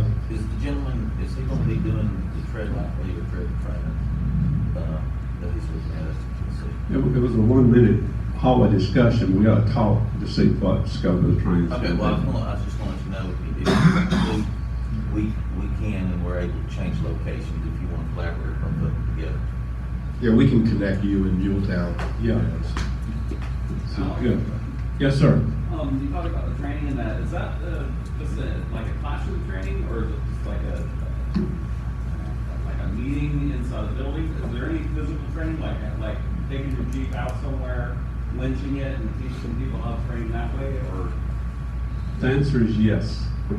For Tread Lightly, to date, it's mostly been classroom training. Now, at Trail Fest, we talked about Tread Lightly in those training ride sessions. And Michael Morrison was our instructor during that. And we went out on the trail bends after the training. And every time we would come up to like an obstacle or a mud hole or something like that, over to CB, he would use that as an opportunity to reinforce the principles that he talked about during his training. I thought that went really well. Last year, Aaron mentioned the West Virginia ride that's coming up in February. Last year I got to go to that, and on the trail, at many of the stops on the trail, I got an opportunity to talk to the one legislator that was with us on the trail that year about tread lightly. And he was familiar, but it was really good. So we reinforced the training that way. Frequently, if we do high level jack training, we'll go out in the parking lot, out on the trail, out at the trailhead, and play around with the jack and figure out, how to do it safely. Same with winching. We've got a classroom winching class, we can do it in a classroom. Or we can go out and play with the winch and teach it that way. The reason I ask, I think more people like to be out on the trail or outside. Okay. It seems like they like that better. I think I've learned that over the last couple of years based on the attendance like Great Smoky Mountain Jeep Invasion.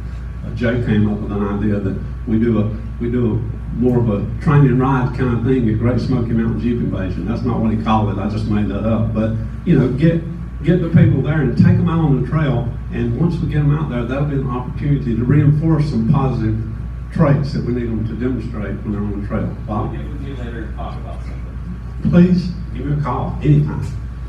A couple of buzzwords, and Dave Logan and I talked about this some years ago, but instead of using the word training or anything like that, we talk about riding and we're going to stop and we're going to do field exercises and use that term, and it gets everybody into it a little bit more than saying, hey, I'm going to go train. I'm all about semantics and using the right terminology to trick people into doing what we want them to do. Okay? So really, I mean, that's great.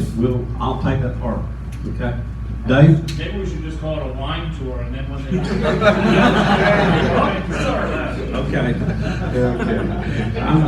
Ray's telling me I'm running out of time here.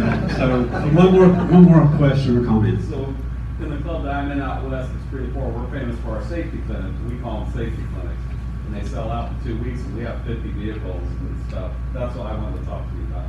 Good. I can tell you all kinds of good Lessons stuff. learned is what it's all about. If you'll share that stuff with us, I promise you we'll do our best to apply the good principles that people There's a lot adopt. of good ideas out there. Okay. Good stuff. Good stuff. Let's not stop. No, we're not. Let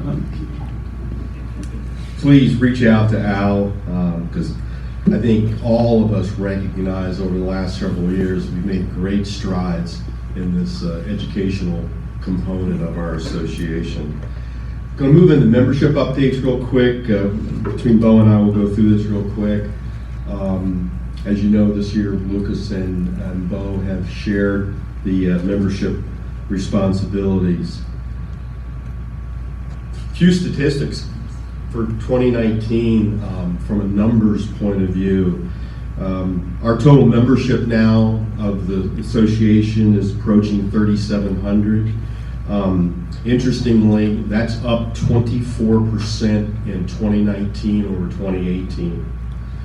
It's interesting, we've seen a little bit of a paradigm shift of what I'll call the individual member to club members. The club members have really started to rise, and to some degree the individual members have plateaued or even gone back a little bit. But active club members within that almost 3,700 now represent a little over 3,100 members total, and that represents an increase of almost 28% in 2019. The premium member concept, I remember when we first talked about that back in 2014. I think this was a Walter brainchild, and it continues to grow year after year. And I think the bottom line is, people are looking for that unique package that goes with something along that way. Clubs continue to grow. We're at 39, sporting business members at 47, and as of the other day, we're approaching 7,700 on our active Facebook page. When you look at what's happened to our membership over the last several years, you can sort of see where the growth has come to the point where we're at. Bo and I thought this would be sort of interesting to share, because I know a lot of times we talk about clubs and club names and things of that nature.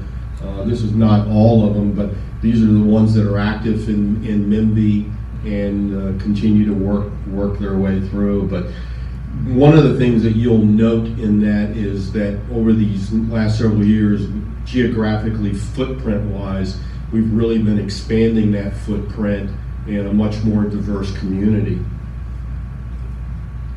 And on the business side, these are some of the names that are supporting business members of our association. What I want to do now is I'm going to ask Bo to grab a mic and talk a little bit about the updating on the membership rosters.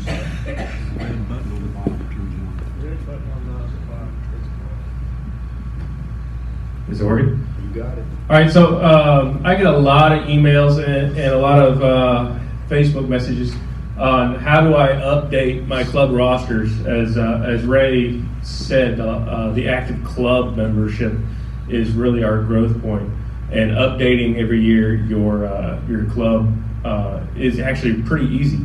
I'm the president of Triad Jeep Club, and I update ours, and my admins update ours. We do it from our cell phone. It's really easy. The trick is that you go into the southernfourwheeldrive.org website, SFWDA.org, and that's where everything generates from. On SFWDA.org, there is a membership tab. On your iPhone, it's up in the upper right-hand corner, and on the laptop, it's there. These steps actually work for a laptop too. My laptop is ancient, so I use it with my iPhone.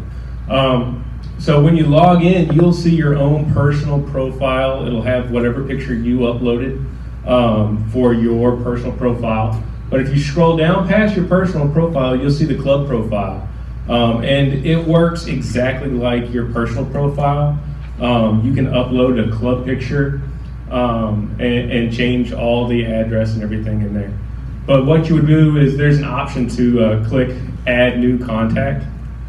And you click Add New Contact, you put in their first and last name, and the important, very, very important part, and the part that I sometimes struggle with, is the email address. If you don't spell the email address correctly, they won't get the email, and I do that a lot. I misspell things a lot.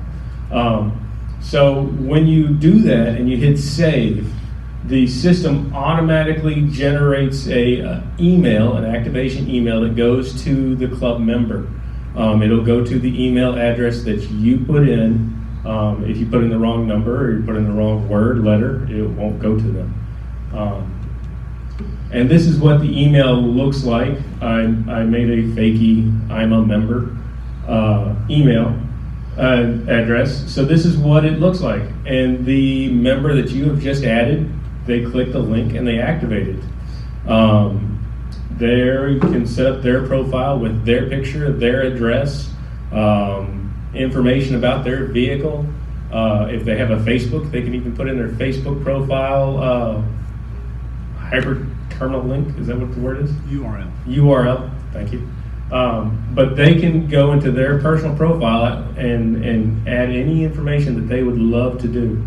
And that helps us if we're looking for volunteers for events, or we want to invite them to an event, a training class, Dixie Run, Trail Fest. We have their email from that, and that really helps us with our membership roster. But question. Yes, sir. How long do you have when you receive that email? Do you know how long you have to go? You have 72 hours before that. It's not. You have 72 hours before that thing expires. Okay. I've had a few people that had it go to their junk email address, but the good thing about that is I can go in and I can resend that same email, or if they forget their email password, they can just message Southern Four Wheel Drive and I can send hey, let's make a new password email. And it takes me 2 seconds to do as far as that. But adding members is real fast, real easy. And then of course, if you have a bulk ad, like a whole new club comes on, you can email me, and I can actually input bulk ones or individuals, but it's really easy for your club admin to control who's in and who's out on your roster. Any other questions for Bo? At any point, as he said, questions come up relative to managing your memberships on the club level, please just reach out to Bo and the membership address. We talked a little bit a moment ago about some of the numbers in the membership growth and so forth, and I think all of that, quite frankly, is reflected in our activity in the analytics that you see going across the social media platforms. Again, Walter is home today attending a recital for his 12-year-old daughter rather than be here, but good for him. But we have grown a nice community footprint out there in 2019, or continue to build that nice footprint on the analytics side. And we see very positive trends from a communication point, which you would normally expect. We sort of hit peak periods, typically around the Trail Fest and Dixie Run time frames, and that is basically reflected. The other shift, and Bo mentioned it himself, in managing membership, we are seeing increasingly a significant shift to the handheld device as the principal point of access for information. Just in the last several years, it's more than doubled just in our footprint. And so it's just a snapshot into the world we're in.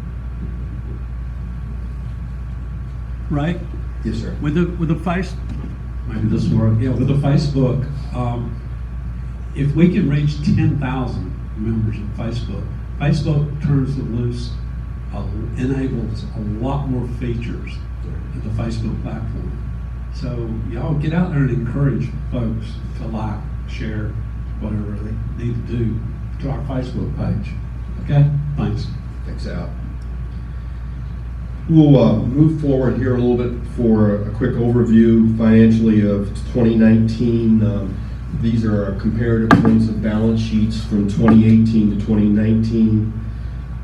You can obviously see where the overall numbers and the trends have gone.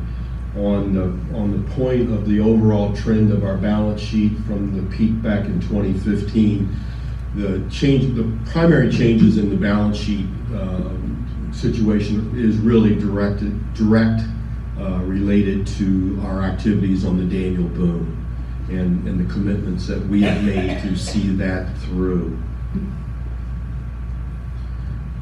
At last year's annual meeting, this was the budget that we approved at the annual meeting. And this is a year-to-date look at that budget versus real results. And I think the thing that will pop out pretty quickly to everyone is that overall we were off significantly with both Trailfest and Dixie Run in 2019 on terms of the revenue line. We did do, and which I'll show you in a moment here, we did a very good job of managing the expense side to help mitigate some of that. At the same time, obviously, as we indicated earlier, we did have the legal expenses on the Daniel Boone, as well as a few other grant requests in 2019. So at that point, we had an operating loss for 2019 of a little over $13,000, which was reflected on the balance sheet as well.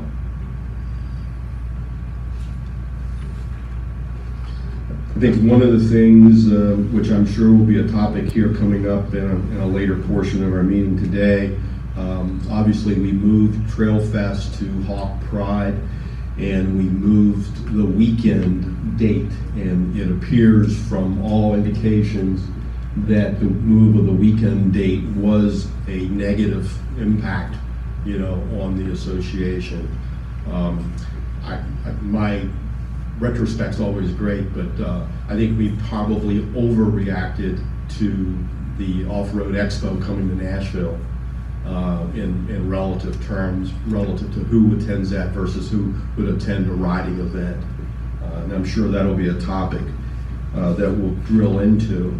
But just in broad numbers, basically the net number of 2019 over 2018 was down 18%. But as a point of reference, 2019 versus 2017, 2019 was actually 15% higher than the net of 2017. So this is clearly something that will need to be managed going forward into 2020. Any comments on Trail Fest before I move to Dixie Run? Many of you know Dixie Run moved to Adventure Off-Road in October. There's the overall attendance numbers. Attendance was down roughly 20% relative to 2018. The net, this is interesting, the net, even though the attendance was down 20%, the net impact after expenses was down 5%. So when I made the comment earlier about managing expenses relative to things. The other paradigm that I saw was really quite interesting in the, I think this is a reflection of where we are today, but in the registration process for Dixie Run this year, it was almost equally split between pre-registration and on-site registration. And there was a huge part of the population that literally waited to the week of to make that commitment, whether it was personal or professional or weather or whatever it might be. But as a point of reference, I found that somewhat interesting. That was probably the most major shift I've seen in registration splits so far. This is always a slide Greg likes. This is my snapshot of Dixie Run going back all the way to 2005, and you can see the patterns. Obviously, the great spike there was the 30th anniversary.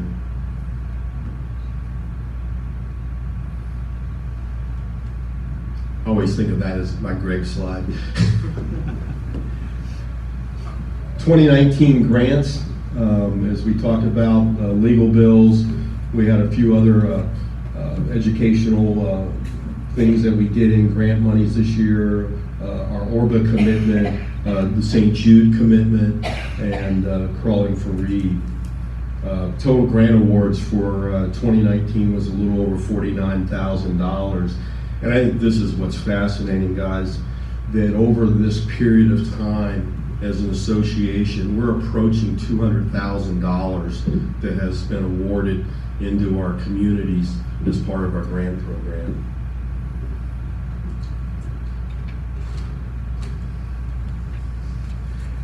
Just a snapshot back. All of this will be available online for you to share with your clubs later on, but these are just a quick look at what went on in 2018, 2017, 2016,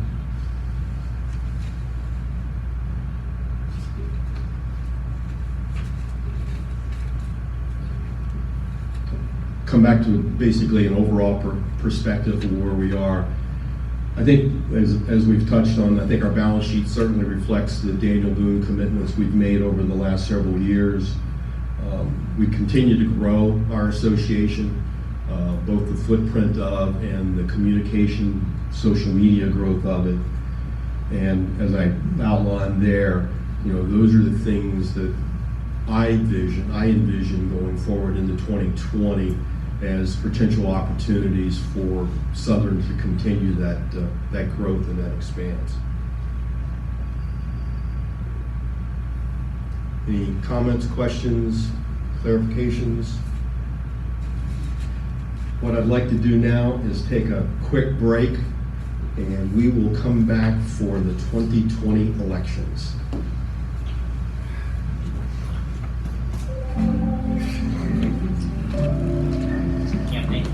Campaign time, I gotta go shake your hand. get out there. No, and say, "Hey, So every discussion that's been going on. I don't know how to turn that off. You're right. It's right here.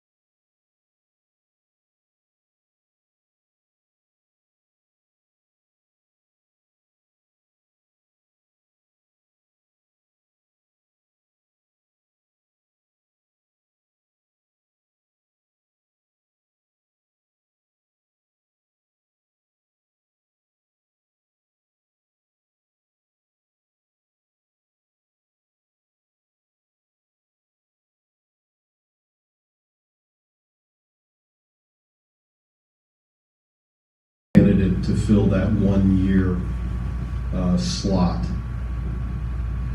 Any comments, John? Look forward to it. Night rides, buddy. In the treasurer role, as you know, Doyle, Lucas, Walter, many of these folks have been with me on this entire 6-year journey. And this past year, we elected Ted as a co-treasurer with Doyle, and Ted has put forth his name to assume the treasury role in 2020. Any comments, Ted? I'm ready. Good job. The secretary role, Amy's been my angel for 6 years. Thank you, Amy. Again, we have open floor for nominations for recording secretary for 2020. We did have a conversation a little bit earlier, not to jump into other things, but Amy has offered to be a bridge for a very short-term basis until we can identify a member to fill that role. But we will take nominations from the floor. Director of Membership, as we noted earlier in our presentations, Bo, he has stepped both feet all in. Okay. Don't send those emails, buddy. But the last year, he and Lucas have gone back and forth, and Bo has been picking up increasingly more and more of the membership activities, and now offers himself to be the Director of Membership for 2020. Going forward in the Director of Conservation, as you know, my good friend Flint, I don't know if Flint's still online with us or not, but Flint also has been an invaluable asset and resource to the association and me personally over the last 6 years. Robert's been working with both. Flint, you're still on there? Yeah. Oh, okay. Thank you, my friend. Robert has put forth his name going forward in 2020 to continue the work that we're doing in the conservation area of our association. Walter, who I said is at the recital thing today, he's continuing, he has 1 more year left in this role as the Director of Communication. So we really need to find a co-director to take on all his stuff. It would be ideal. I think he has one. He has one? Right Well, now, for well, education, how many co's can you be? I need to find somebody. Wait, was that a nomination? No. That was a resignation. In the same vein, Amy has served this past year as our Director of Recreation, along with the support of Sean Halstead, more commonly known as Moose. But yeah, really. It's hard to type his name when all you ever know him as Moose. But this is also another area, it'd be an outstanding area if we could identify another co-director. And this is a concept that's evolved over the last several years of trying to create these co-director positions to give people time to get their feet wet and merge into the process. Director of Education, my great friend Mr. Sweeney, done an outstanding job, Al. You really have.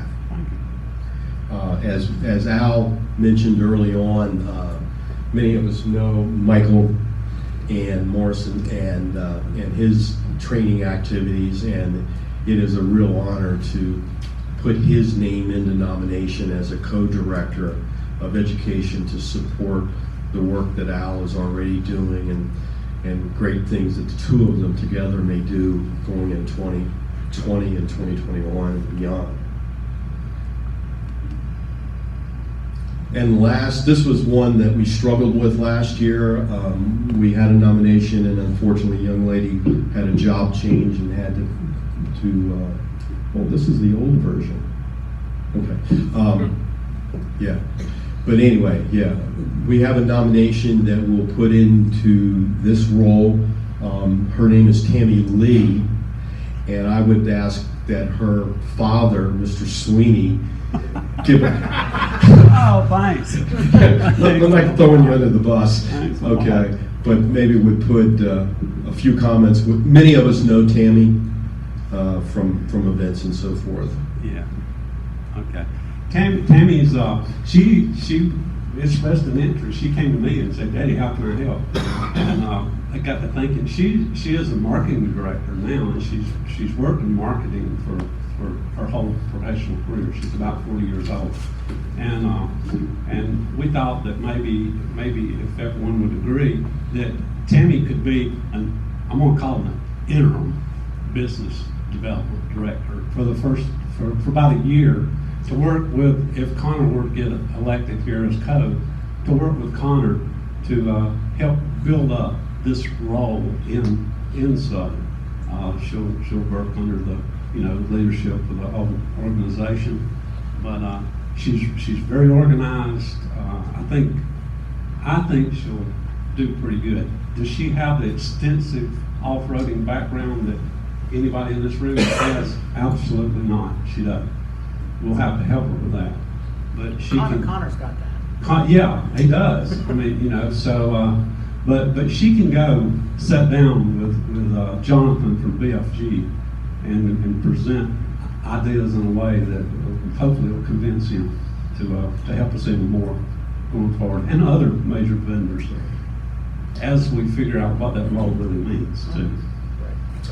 And the other name that we've touched on a time or two there, one of our young members who literally grew up in this association, Connor McGee, has also put his name in, excuse me, to work in this area.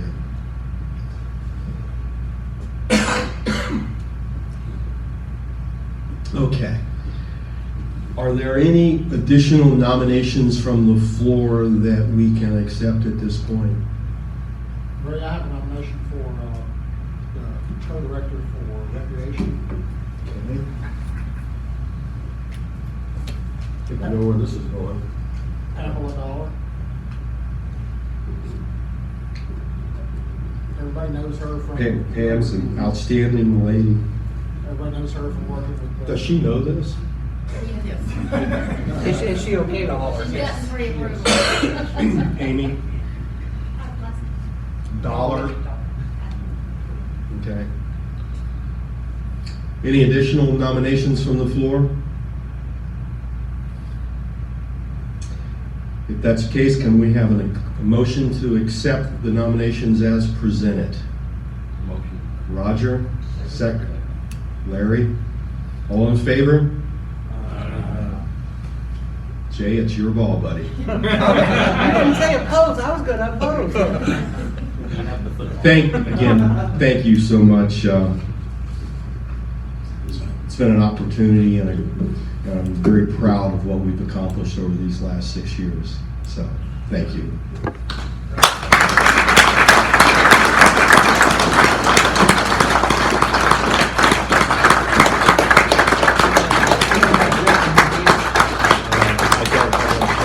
Okay, all right, no, hang on, just a second. Everybody sit down. I need all the past presidents to come up here.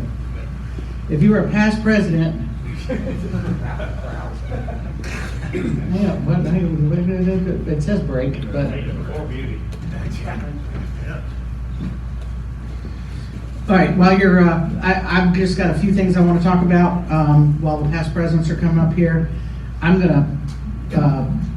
We're gonna go over the 2020 budget, kind of roles and responsibilities for the new board.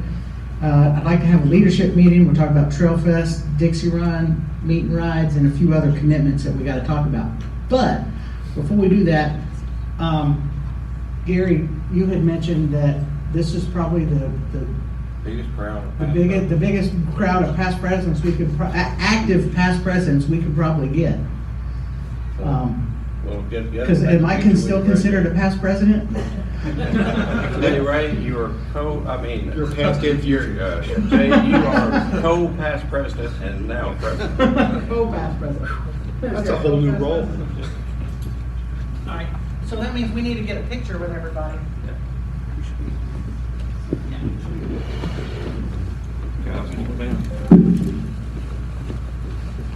Of all the, Stand in front.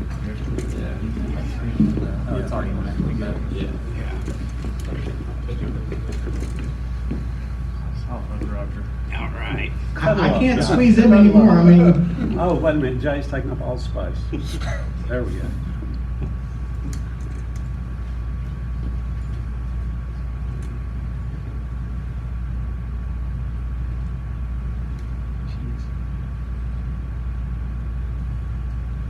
Okay, is that it? Yeah, okay, all right. I do have something, you guys stay up here just for a little bit so you can help me present this as a thank you, because I want to just say, want to present this to Ray in appreciation for your leadership. Thank you so much.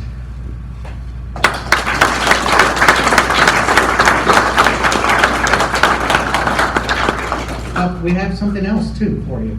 Ice cream? A little bit better than ice cream. Barbecue? A little bit better than barbecue. Hang on a second. Oh, yes. Thank you, Tammy. Might rot, boys. That's got your name on it, Greg. Thank you guys. I just want to talk about Ray just a little bit more, just to say why, I think, we gave him a nice plaque and all that kind of stuff. He's been on the board of Southern for, I had to look back at some of my past trail mixes to find out how, I can't believe I saved some of them, but I counted 14 years. He was treasurer. Let's see, so since 2005, he was treasurer for 8 years. When I was president before, he was my treasurer. And then he became treasurer, then became president after 8 years of being treasurer. He's been president for the past 6 years. So during that time, I know we got a lot of old faces in the crowd, we got new faces in the crowd, but those 14 years, we had some tough times. Some of the things that Ray took on as a tough challenge, one of the first things he had to do is, I think we had an audit by the IRS. Men in black. Apparently we hadn't filed any tax returns. There were some gaps. So Ray had to get us on board with all that. At the same time, apparently we hired a lobbyist for the state of Tennessee, made a little mistake there.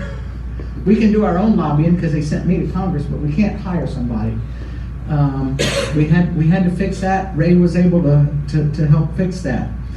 Then Teleco happened, and I'll be honest, I was president when that started, and I basically, after we lost that lawsuit, I shut down. I stopped. I told myself I was going to quit four-wheeling. I think I was left at Harlan, Kentucky meeting, one of those meetings. I said, I'm just never going to do this again.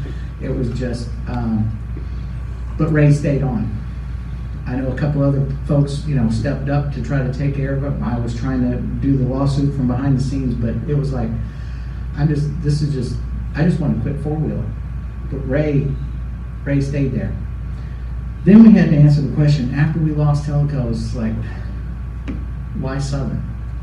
I mean, what is our purpose? I mean, why are we still here? Because, we were founded basically to take care of the Teleco OHV area. That was our number one reason why we existed, is to take care of and we were spending $100,000 a year on equipment, we had our own equipment, we had, you know, the big trucks and gravel and all kinds of stuff. And we were putting thousands of man hours in there, and we lost it. And a lot of people gave up hope. A lot of people said, you know, we dropped the ball, we couldn't do this, we couldn't do that. Ray was still there. Then what he did was he dragged us kicking and screaming, I guess, into the 20th century by trying to figure out how to be relevant again.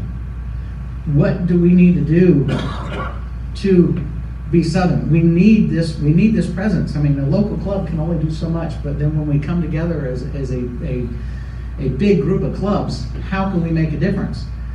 And he answered that question. Why Southern?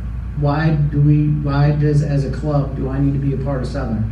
And he was a big part of that. And we are now getting some wins under our belt. Look at what we've done at Daniel Boone Backcountry Byway. Look at some of the things that we're having. The grant program, this seems to be working. So I just want to say, you know, thank you so much. And is Gwen, you had to put up with him for those 14 years. So we can't you know, sing Ray's praises without that.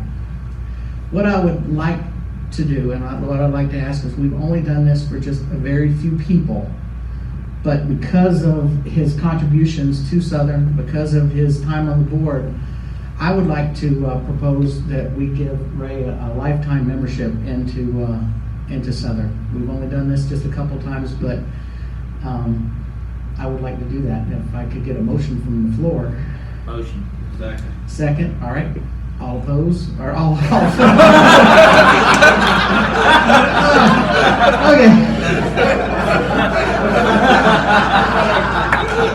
Let's start that over. We have a motion, I have a second. Yes? Yes.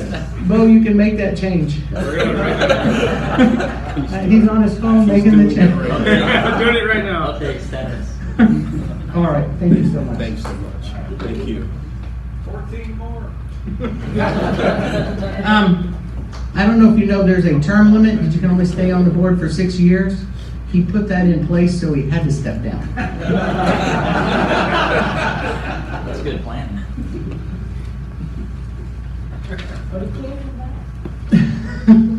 Oh, you can come back? Hang on a second. I can only be president. 6 years at a time. 6 years at a time, so I can step down after 1 year, right? Where's Dave at? He usually takes us through this. Yeah, we're missing Halstead. All right, so Ray talked about the budget. My slides maybe look a little bit different. I got to come up with something there, trying to figure out where we're going to have a budget for this year. I was looking at our income is down, so I didn't put it as high, but I think we can, you know, if we start now, we can probably get some of the Dixie Run Trail Fest income back up if we start early and we start getting it out there. The other thing I'd like to do is try to work on our merchandising. I know we've talked about it a couple times, and I don't want to hash out all the details in this meeting. We'll talk about it, but I want some Southern swag. Okay, we used to have all kinds of good stuff, right? I have got this Carhartt jacket with this our old logo on it that I just love, but I need one with the new logo.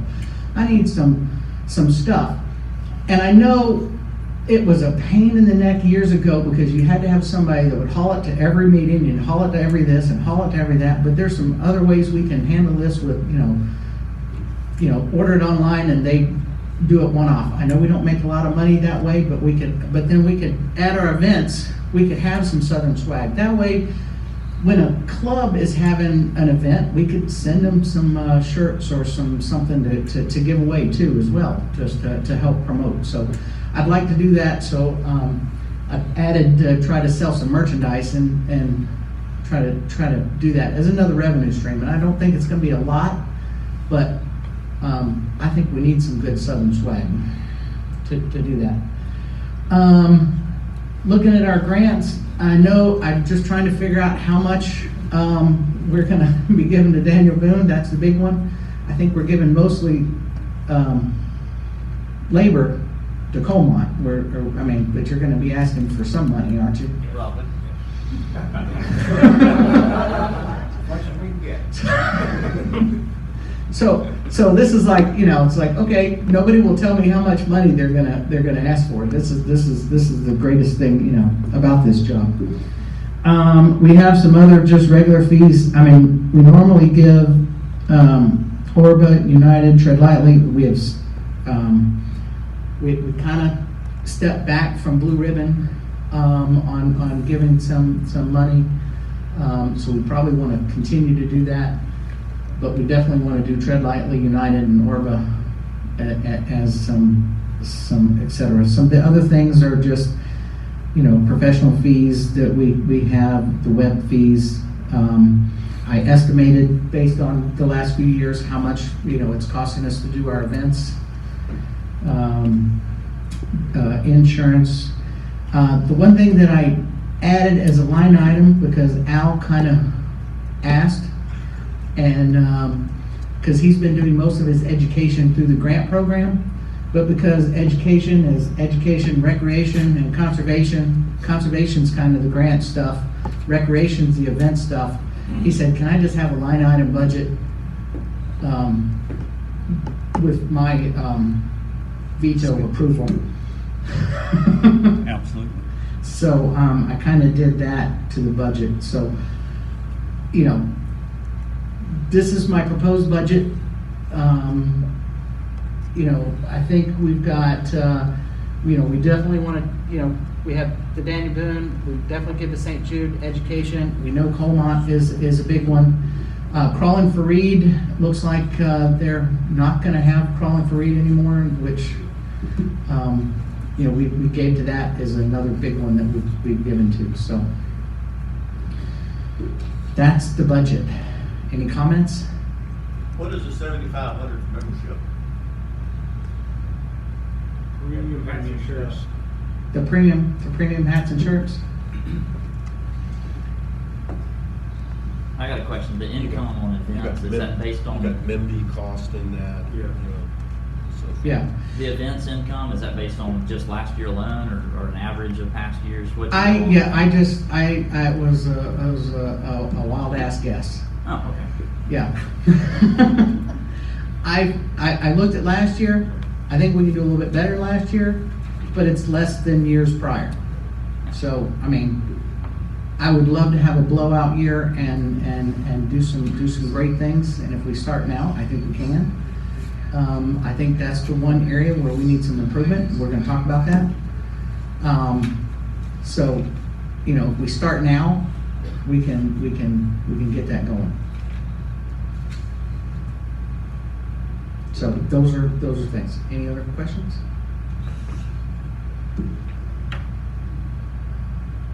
Okay.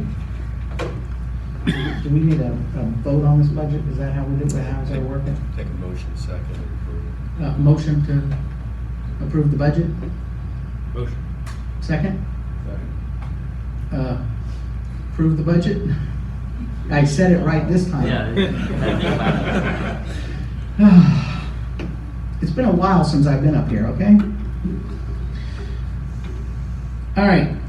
This is mainly to the new board, because we got some new people, we got some new folks, and we want to try to hash out, because I want to have a leadership meeting, but I want to try to hash out. We can do this behind the scenes, and so we can air it out of basically what's my job, what am I supposed to do here, what are my responsibilities, what are my roles, what are you expecting of me, so that we don't have so what do I need to be doing, and then with the we have co-directors. What do you mean by that? So, like, for example, with our membership, it's more helping Connor do that. Or with recreation, it's like, okay, what does that mean? How are you gonna handle that? So we'll hash that out behind the scenes. So that's what I want to do. I just let you know what we're gonna try to do. All right, what I would like to do, and we did this years ago, I'm about face to face. I like talking to you. I like talking. That's my problem. So what I'd like to have is sometime in early February, I'd like to have a leadership meeting. I'd like to have anybody, I'd like to try to get the board, all the board who can be there. Anybody who wants to take a leadership role, I'd like to try to get the clubs involved. I'd like to go to the clubs. We've got, 39 clubs.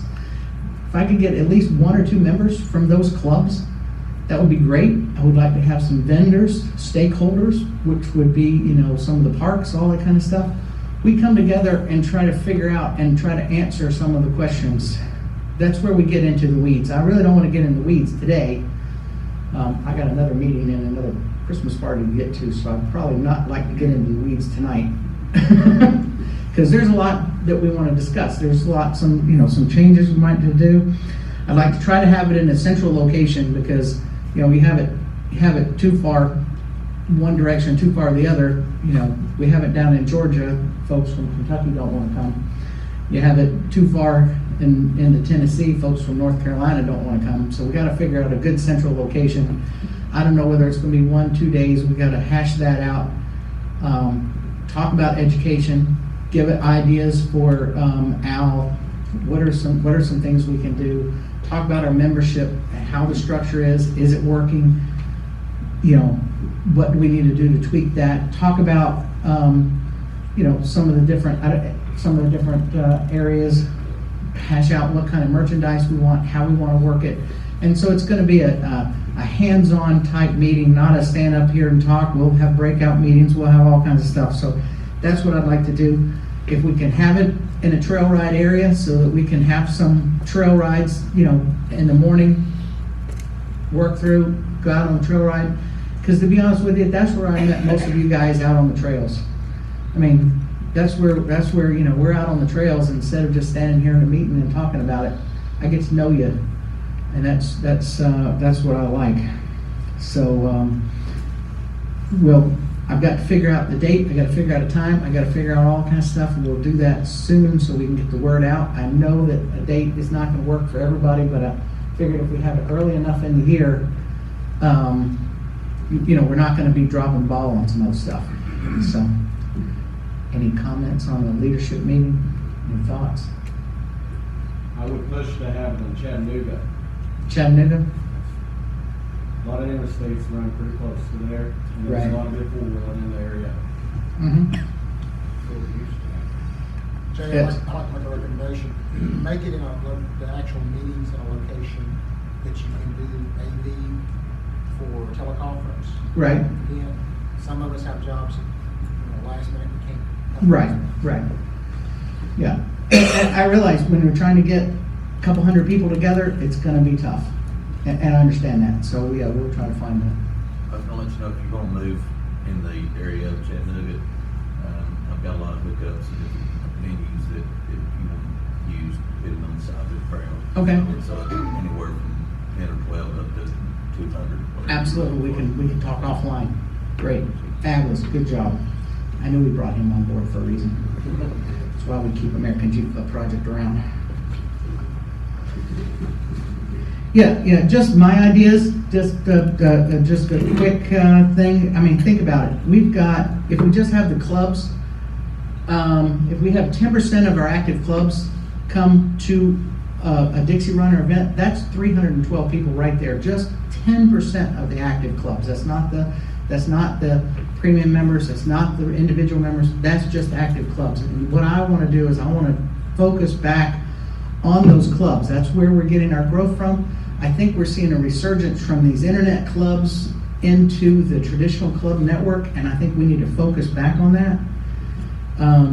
One thing that sets us apart in our recreation and what our events is we ride, right? You go to Smoky Mountain Jeep Invasion and they don't have a trail ride. You go to Jeep Beach, yeah, you get to drive on the beach and maybe do an obstacle course. They don't have a trail ride. You go to a lot of these events, they're shopping events. The Sheriff's Jeep Fest in Pickens County, they get around 3,000 people come there. The sheriff does put on trail rides, but he does it on my property And he asked that, can you keep the trail rides down to 1 hour? Because he wants them at the vendors. Okay, a 1 hour trail ride does not, I mean, I remember, okay, maybe I'm just old. I remember the days of Teleco where we would go leave the farmer's field or leave McNabb Creek at 8 o'clock in the morning, and we may make it back in time for Greg's raffle. I mean, there's always somebody still stuck on the trails, and you're out there because you got out there, you had breaks with them, you had lunch with them, and you got to know people. That's how I met Gary Parsons. That's how I met Bob Yarborough. Because we were out on the trails. A 1 hour trail ride just doesn't get it. So, I mean, I think we need to focus on some of that.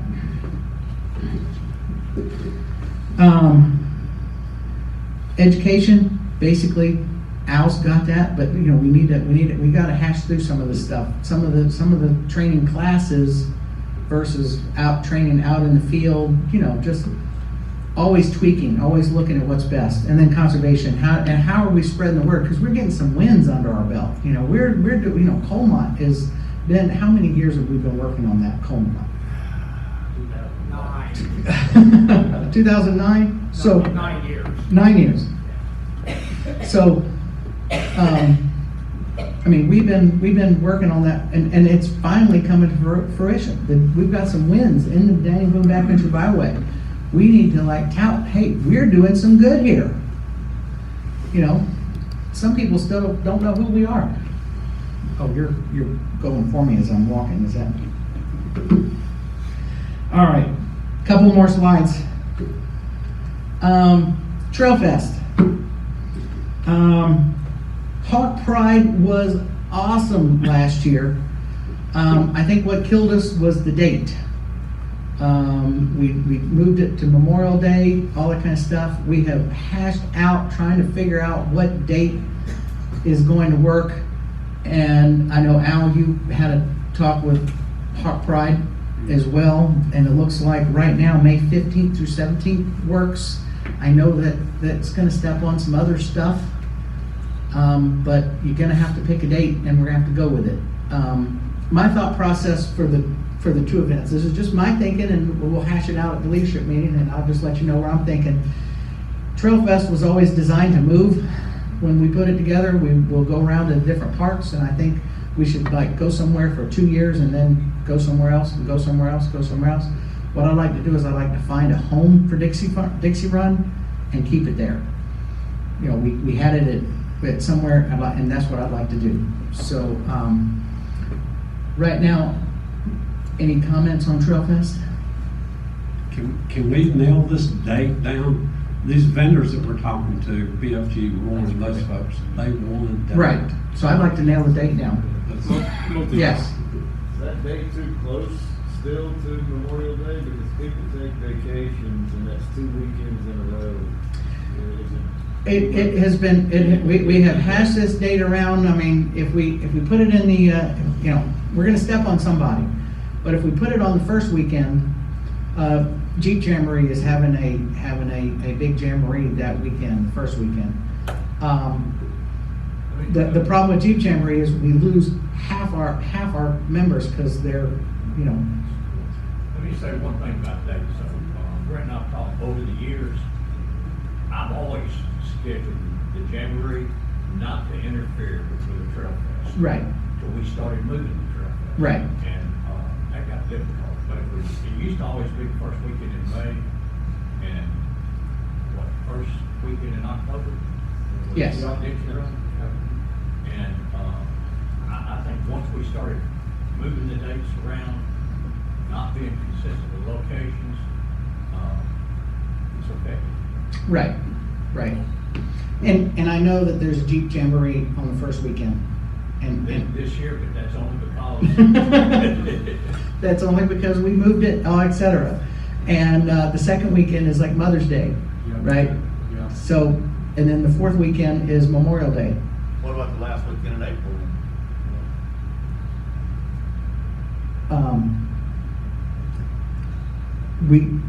My birthday. It's his birthday. I know we looked at it, I can't remember what was up with that. We looked at April, we looked at May, and we just have to pick a date. I think that's also Jeep Beach as well. We don't really compete with Beach. I mean, I don't compete with Beach, you know. Just to note, a big decision last year on the date change was due to the Unlimited Off-Road Expo. That's a non-compete this year. It's been pushed all the way into late July. Right. And it's moved back to Kentucky, so. And I am not. That's good for us. I mean, We're not, like I said, we're not a shopping destination. Right. You're not coming to Trail Fest to go shopping. So. The reason I suggest going back to April, I'm from Alabama.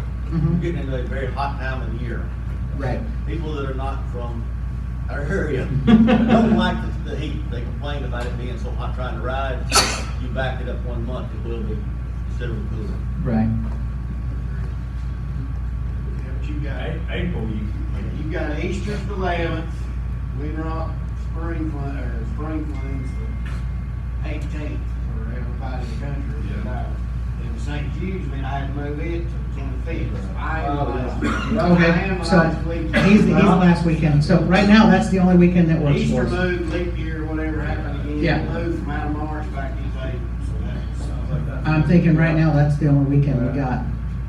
I'd like to make a motion that we go with what dates we have for this year, start early looking at next year's date and location, and go from there. Okay. Because, as you say, there's always something, there are more and more events that are cropping up every day, and everybody's calendar gets fuller and fuller. We gotta get the word out now Just that gotta this is get where the it's word gonna out be. now.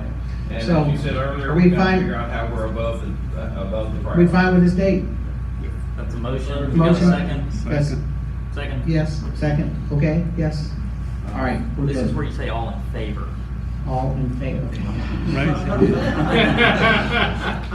Just helps me out, Joe. Thank you, Mr. Back in the day, you know, when I was president, we had like 6 people come to the meeting, so we could mainly decide everything around dinner. We can do that, we can do that. Yeah. Dinner at your place. All right, so Dixie Run. I have asked the man to say a few words about Dixie Run. This will be Dixie Run 34. And this guy, if you don't know him, he ran the first 30 Dixie Runs before retiring. I'm doing my I'm doing my best to bring him out of retirement. I don't know if that's going to happen or not, but he's going to share his thoughts with us. Golly. As Jay said, my name's Greg Griffith, part of the charter piece of Southern Four Drive going back a long time ago. Dixie Run originally was founded around the idea. We were in Tellico. There was about 4 key groups: Tennessee Valley, Scenic City, which was the Mudslingers back then, the Trailblazers, and somebody else I can't think of. We were down there once a month working, not just riding, but working on the trails. Am I lying?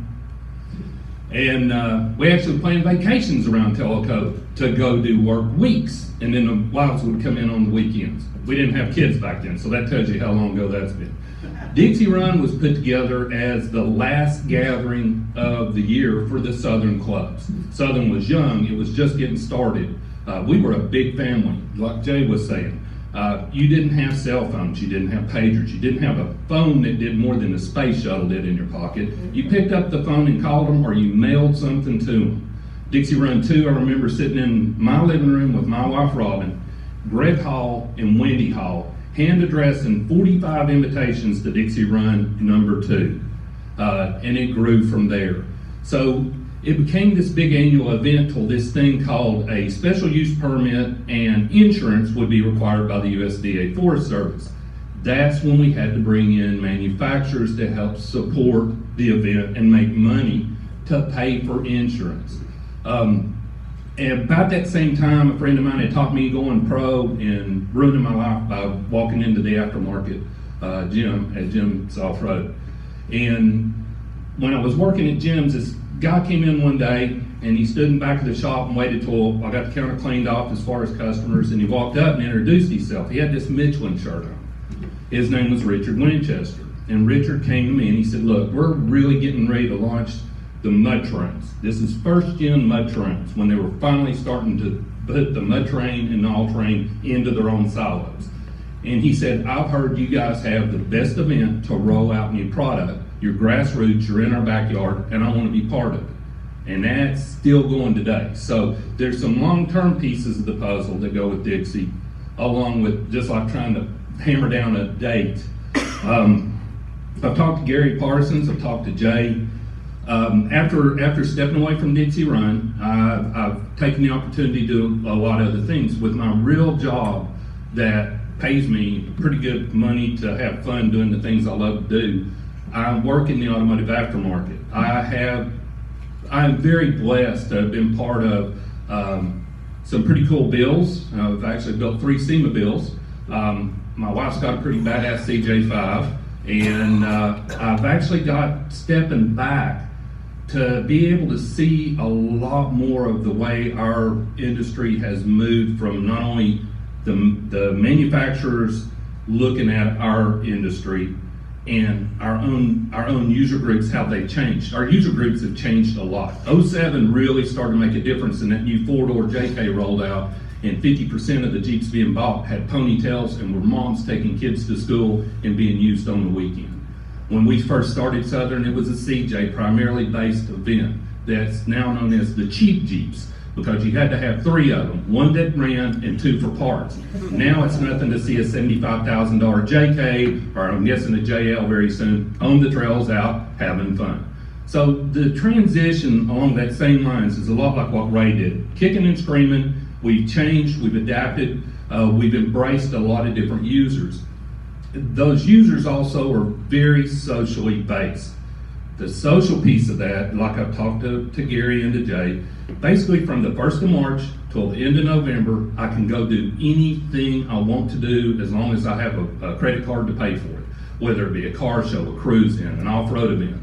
But very seldom do you have anything like what Southern has with Trail Fest and with Dixie Run. We've got to bring that message back. We've got a long-term family-based event. I made notes and it's basically useless because I'm rambling now. SEMA 2019, I did not intend to, but ended up talking to about probably 15 manufacturers and 4 that were prior sponsors with Dixie Run and have actually stepped back. And there's a lot of reasons why they stepped back. A lot of it was just, there was a lot of moving pieces that get done putting on Dixie Run that when I didn't realize that was as much me as it was not telling somebody, but were a lot of moving pieces that they didn't know about. Vendor follow-up is very big.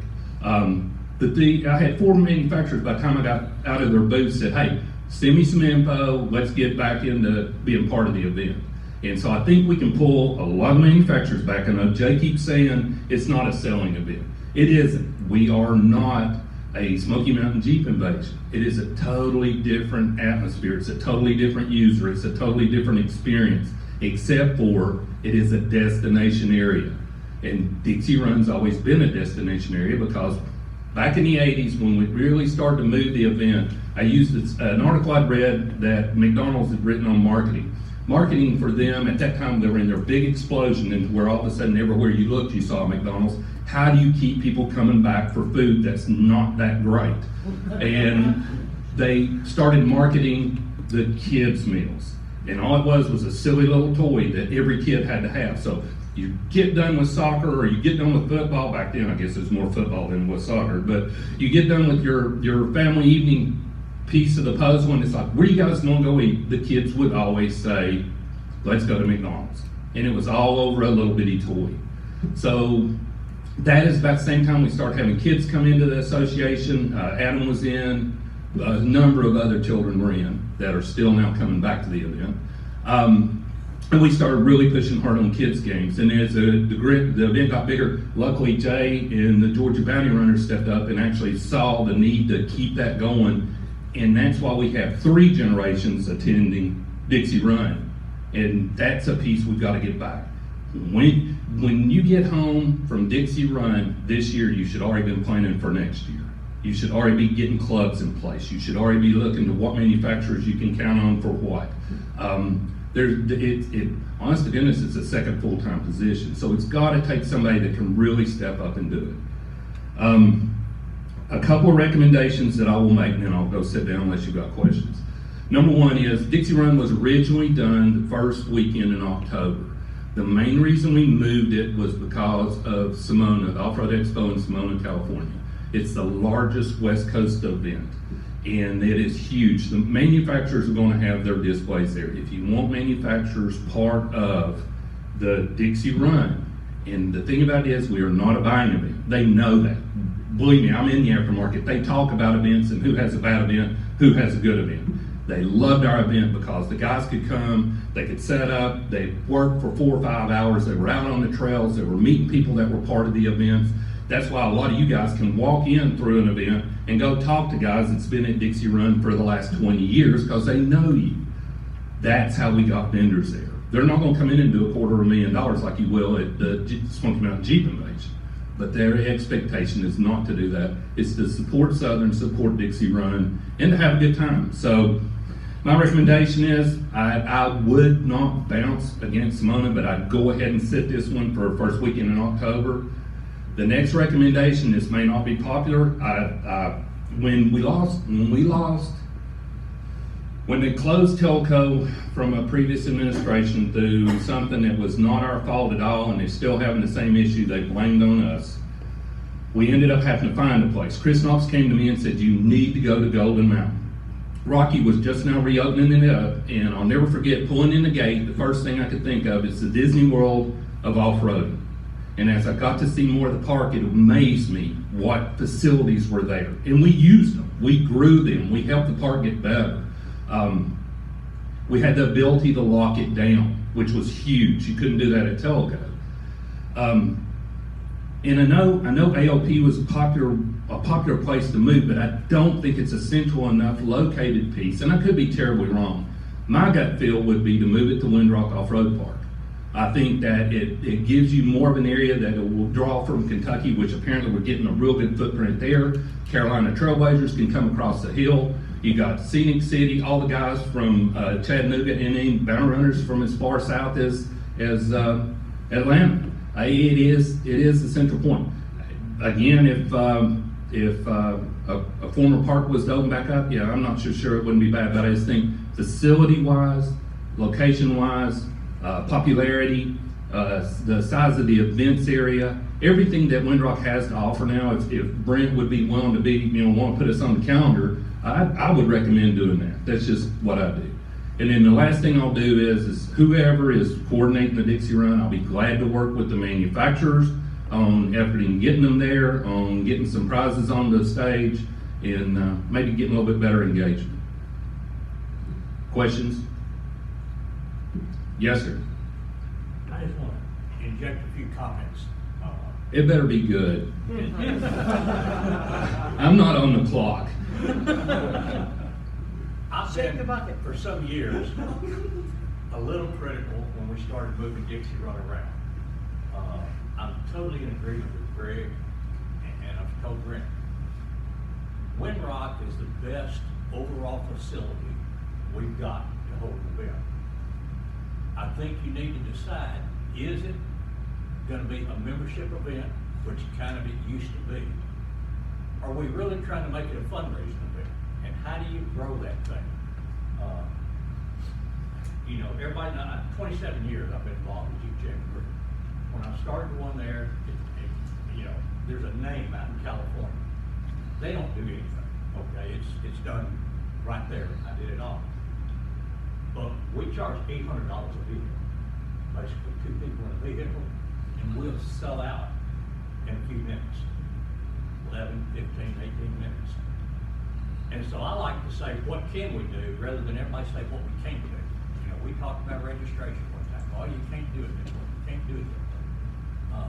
I'm telling you, you can do it, and we can make it a big fundraising event. It's still be family.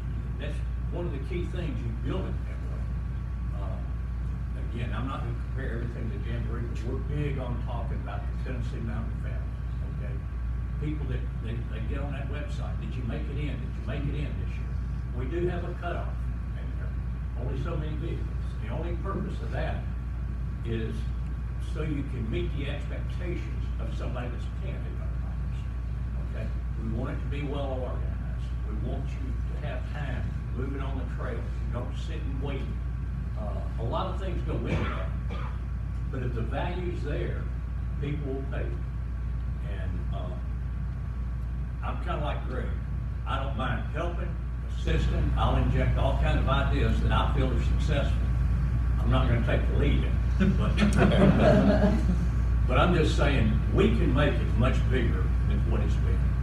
A couple of things, Camp Jeep, okay, and I give this in some speeches I give. When Jeep started that, they started in Fort Collins, Colorado. It was kind of bounced back and forth, east and west, up to 2008. And at that time, they decided they were spending too much money. Now, it is going to come back at this point. Jeep's going to do it again. But it was pretty successful. Well, Polaris decided a few years ago that we're going to do that too. And we'll call it Camp Racer. Okay? It could go anywhere in the country. Okay, so they're starting, and they chose Brimstone, which, you know, is in the Tennessee area. One weekend, 3-day weekend, 15,000 people showed up there. And I'm saying, I'm a Jeep guy at heart. It's a lifestyle. My kids have Jeep, my grandchildren can't wait to get their Jeep. But when you start talking numbers, I think including the side-by-side market has got to come into that. The numbers are just too big to say we don't want to. At Brent, when they do theirs, they're 6,000, 7,000 vehicles twice a year. They do one at Brimstone, Royal Blue. Sheila Westway up there, she does. It's a small one, but they still have several thousand. The numbers are going to be there. That you can't really get with Jeeps alone. So again, I'm happy to inject ideas, help you with things I've seen successful over many years, and kind of work with Greg and doing that same thing. You've got to contact the vendors. Mine's kind of the organization and how to make it work. That's all I got to say. We can charge a lot more and broaden what we got. We've had this conversation before. Oh, yeah. And I know, and it's fun to watch your silly event that in 15 minutes, you know, they're ready to cut each other's throat till they're, you know, in the event, then it's all good. But yeah, you build a great community. It's just like somebody going to Disney World. That's the same feeling. Any other questions, comments? I agree, we need to do a lot of things to get Dixie Run and some other things back on track and get it growing again. But I would caution, I love Wind Rock, we go there more than we go anywhere else as a club. But Dixie Run and Trail Fest, since I've been going to those things, I went twice when it was celebrated. The parks that we've been at in recent history, the reason I think those parks are so popular is because the location of your camp with the trail. Because you can buzz around, something goes wrong, you go back to camp, get your parts, you know, come back, you know, things of that nature. So the only thing I would caution about being in Wind Rock is if you go, you're gone for the day, something goes wrong, you're not coming back until well after dark. So it's a, I would caution about the locations in Wind Rock. So you said you went to Telco twice, right? More there more, but the actual Dixie Run. Gotcha. And the only reason I'm saying that is basically from Dixie Run at the campground, it was an hour to the trailhead. Right. So if you were in the woods, you were in the woods. So, and that goes back to what Jay was saying. You were stuck in the woods, you're going to learn who's in your group and so, I mean, it just, yes, it's kind of like this date thing. You hit something, you stick with it, and you make it work. You massage it. You make it better every year. But yeah, you're right. I love that about Golden Mountain. And ALP. I just am kind of having some thoughts about when you started talking about the riders and the vehicles, when you talked about the transition to the 4-door JK and how that changed the whole landscape for off-roading. A lot's changed since the days of Dixie Run happened in Tellico with our, you know, the riders. The culture has changed, right? And I talked about that a little bit. And I think what would really benefit Southern a lot in planning for an event like this is to try and get a much better bead on what is our target market. Who are the people coming to the events? What do they want to see when they get there? If we are creating an event or continuing an event that is a riding-based event, trail riding, that's good, but it's a matter of understanding fully what kind of riding they want to do and how to target them and find those people and get them to the event, and figuring out what package do we need to deliver for them to create like what Jeep Jamboree is doing with the full experience. We need to make sure we have the right experience for those coming, because the vendors and the businesses and the challenge that Tammy and Connor are going to have with this, and you know good and well, Dave Logan, you two are probably some of the best I know that have connections in the industry to understand the talks amongst those in the businesses and what they're getting. And I've heard enough out of that they're not getting enough out of Southern events. There's not enough return on their participation. So if you can understand getting the customers there, we have to see them as customers, essentially. I mean, it's a business model almost you got to develop for how to approach them and get them there. But then that also translates into the businesses and the support. And that's where some of the funding would come from as well, to increase that revenue coming in on income from events. It's not just the riders, but I mean, it's, if you don't have vendors sitting there, even though it's not a selling event, if you got folks like Richard Winchester that want to launch something, capitalize on that and say, this is where you launch it. Yeah. And I think getting in front of those people and making sure that we know who they are, and finding them and figuring out what they want out of the experience. And that's going to be hard to do, because you're talking about two totally different events. Right now we have an event that kind of encompasses all that. When you start talking about exactly the marketing concept that you're putting behind it, then you're turning it into a Jeep Invasion, and it turns into a totally different, and I don't mean that in a bad way, it's just not the same type of event. And it depends on what you want Southern and what you want Dixie Run to be. It's going to be a blend of both, because you have some of the diehards or some rigs that are bigger, you know, more built. Those the type of parts and things that they buy are not a lot of the vendors that come to the event. They're for the JK crowd, you know, the new ones. And then it's going to be a tough blend of keeping both parties interested in what trails and things are going to be offered. It's a moving target. Yes. I mean, yeah. Trail Fest #2, the rail trail opened. I went to rail trail with Jim and Pat Moore. I broke an output shaft on a Dana 300 and a left front lockout hub. I stayed hooked to Jim for about 8 hours and learned more about a Warren winch from Pat that I ever knew about. But that's two vendors I went fooling with at an event like this, and lifelong friends too. And it's different. As he's saying, it's totally different. And if I remember, you trashed that Jeep just pretty much as soon as y'all dropped into the trail, right? I did. Yeah. Yes, you're absolutely right. Don't get me telling stories, please. A, we don't have any beer, and B, we don't have time. Anything else?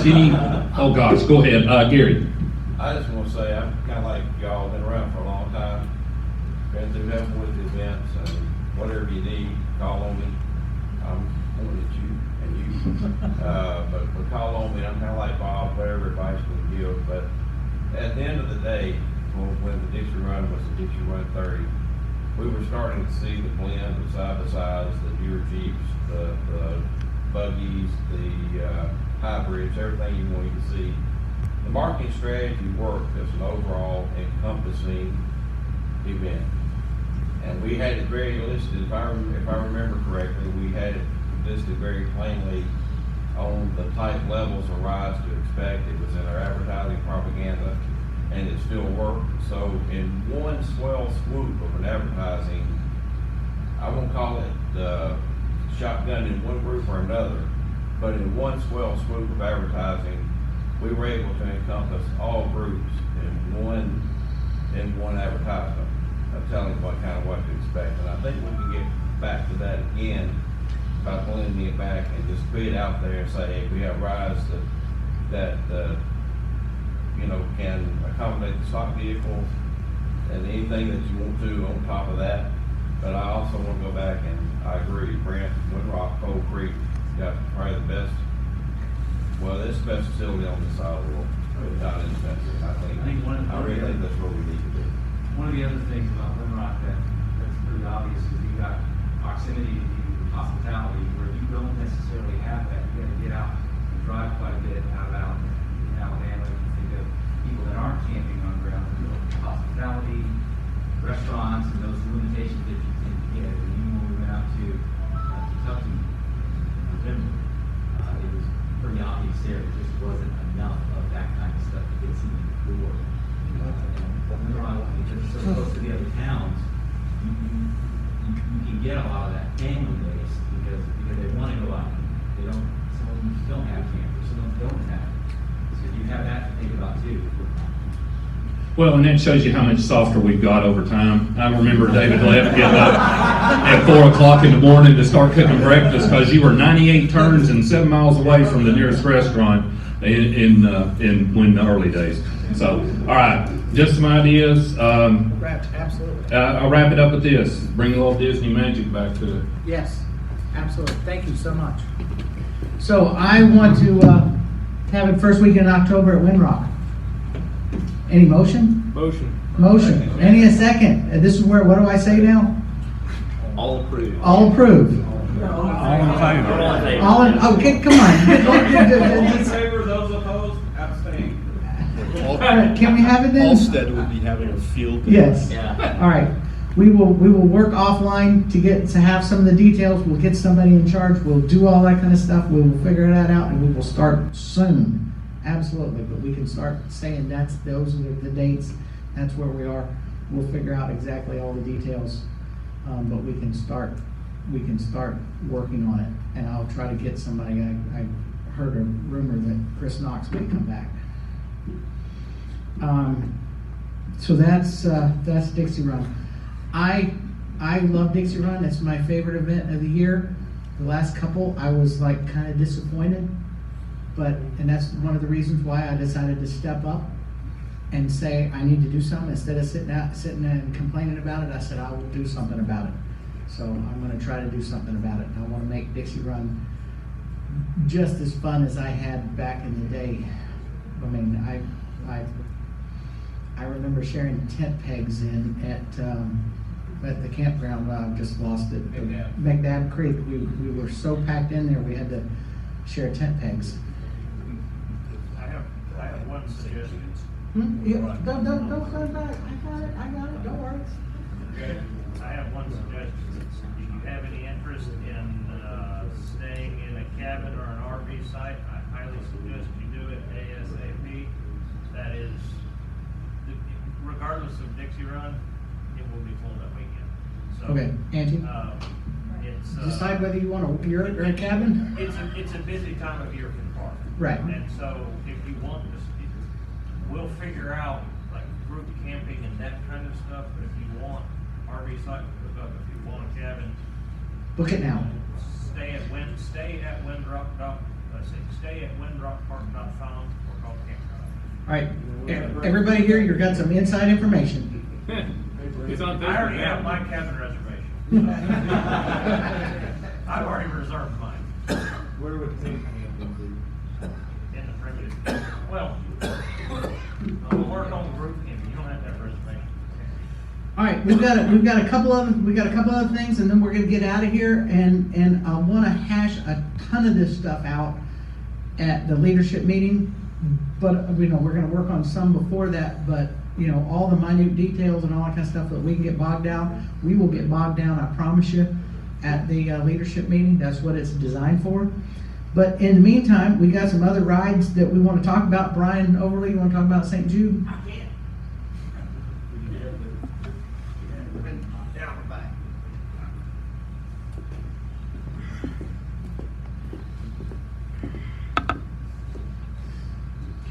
It's good to see everyone. Congratulations on your turn. Congratulations on you. Oh, congratulations. Like I say, I've probably been one of the critical ones on some of these back years ago on Teleco and stuff. We get all them stories and war stories we used to do. But anyway, my name's Brian Overly. I'm the owner of Overly's Off-Road, and vice president of Rattle Rock 4-Wheel Drive Club. We host me and my wife Janet started a event benefiting St. Jude's Research Hospital, and in memory of my daughter. She passed away at age 7 with cancer. And so anyway, we just 4-Wheel Drive community has supported us. Southern 4-Wheel Drive has been on board ever since the beginning. This will be our 8th annual. It's at Windrock Park here in Oliver Springs. The date on that is April the 25th. And we just do a 1-day event. We got raffle. We do a auction, raffle, and then we go ride after the event. There's no fees. If you go ride the park, you got to pay, Windrock Passage or whatever. But there's no. It's 100% of all donation goes to St. Jude's. Just a couple of things. The past 7 years, we've been in contact with our rep at St. Jude's. We do have a rep, a lady, Chelsea, that 2 or 3 that's helped us out on our event. Anyway, we've raised 100. Everybody here, clubs. I have to point out. I'm talking people, family, friends, clubs, a lot of 4-wheel drive clubs, a lot of companies. We try to hang on. It's the same thing. I've been dealing with the same thing, Greg. It took events to get our sponsors and send us a raffle, send us a T-shirt, or something. And that's very hard to do in this day and time. It's very, like I say, when you're competing with the Smoky Mountain Invasion, stuff like that, where they're looking at revenue. That's what they want to see, revenue. But anyway, getting back to the event, we've raised over $186,000 in 7 years. So. And that's awesome. Like I say, our shirts, we try to change our shirts up. It's $100 to get on our shirts, which we're going to have to start putting them places that we can. Going to have to find long sleeves or something. But anyway, it's like I say, we're so blessed with the support of turnouts for that day. But it's just at Windrock Park. We start at 9 o'clock. We start. Our T-shirt sales and things like that. We start our raffle around 11. Our auction raffle, we throw a couple auction items in there, and then we hit the trails around 1 o'clock. Try to get done. That way everybody can still go, enjoy a day with a riding and stuff like that. So anyway, like I say, it's $100 to get on our shirts. $100 bill to get on our shirts. Any clubs, anything that, as far as personal memory of or however. Address, all our shipping. We need raffle items and stuff too. A lot of our raffle and auction items is stuff that people has brought us that's made. Quilts, just all kinds of stuff. We've had bullet pins, shotguns. Well, we don't care. Like I say, 100% of all that money goes to St. Jude's, and we were so very blessed and thankful to be able to have the opportunity to, kind of blend that in with, everybody's probably battle cancer, somebody in their families, with cancer or something. But our children, all that research and stuff that goes at St. Jude's trickles into all your local hospitals and stuff, that protocols and things like that. So we're so blessed to be able to, and like I say, we hope Southern helps us out on a grant. We appreciate. It's already in the budget. Okay. Well, I know one year at Dixie Run, they went to $5,000. Was doing some stuff on just what was that, a T-shirt or something? 2 T-shirts. It went to $10,000. That one night raised $10,000 that 1 year. So Southern's been a great. They couldn't ask no better, as far as that was. But anyway, if you've got anything that you can send all your donations, like I say, the Rattle Rock Club is a non-profit. So that's the reason we do it through the Rattle Rock Club. It's not through Overly's. And like my wife is the secretary treasurer. She takes care. We've got a separate account for the St. Jude's event and stuff like that. So 100% of monies goes to for his event. Anyway, but like I say, everything can be shipped to you. You can have checks made out to Rattle Rock Club benefiting St. Jude's, or and then any raffle item, anything. If you've been at Dixie Runs or Trail Fest or any event, Smoky Mountain Bank, you get a grab handles or cups or whatever you want to send them, box them up and send them to us. We'll give them away for the event. The address is the shop address on my mail. Is so you go to Overly's Off-Road, Overly's Auto Repair, 775 North Union Grove Road. That's Friendsville, Tennessee. 37737. Just put in attention of St. Jude's Ride Rock Club. Anyway, we just gonna have a great another event at Windrock Park. We appreciate Brent Galloway. They host us. We set up across from the general store in the parking lots where we set up for the day that morning. We'll set up Friday. We go ride Friday. Usually it's Thursday, Friday deal. We go ride a lot Thursday and Friday, and then host our event on Saturday, and then ride again after. Try to get done around 1 o'clock where everybody can go enjoy the mountains. It's a donation, and like I say, we just appreciate everything. Congratulations again to Ray Stanley, a good friend. Jay Bird. Yep. Gonna step it up now for falling behind Ray now. So, anyway, like I say, we just this event's dear to my heart, very dear, and like I say, we take this very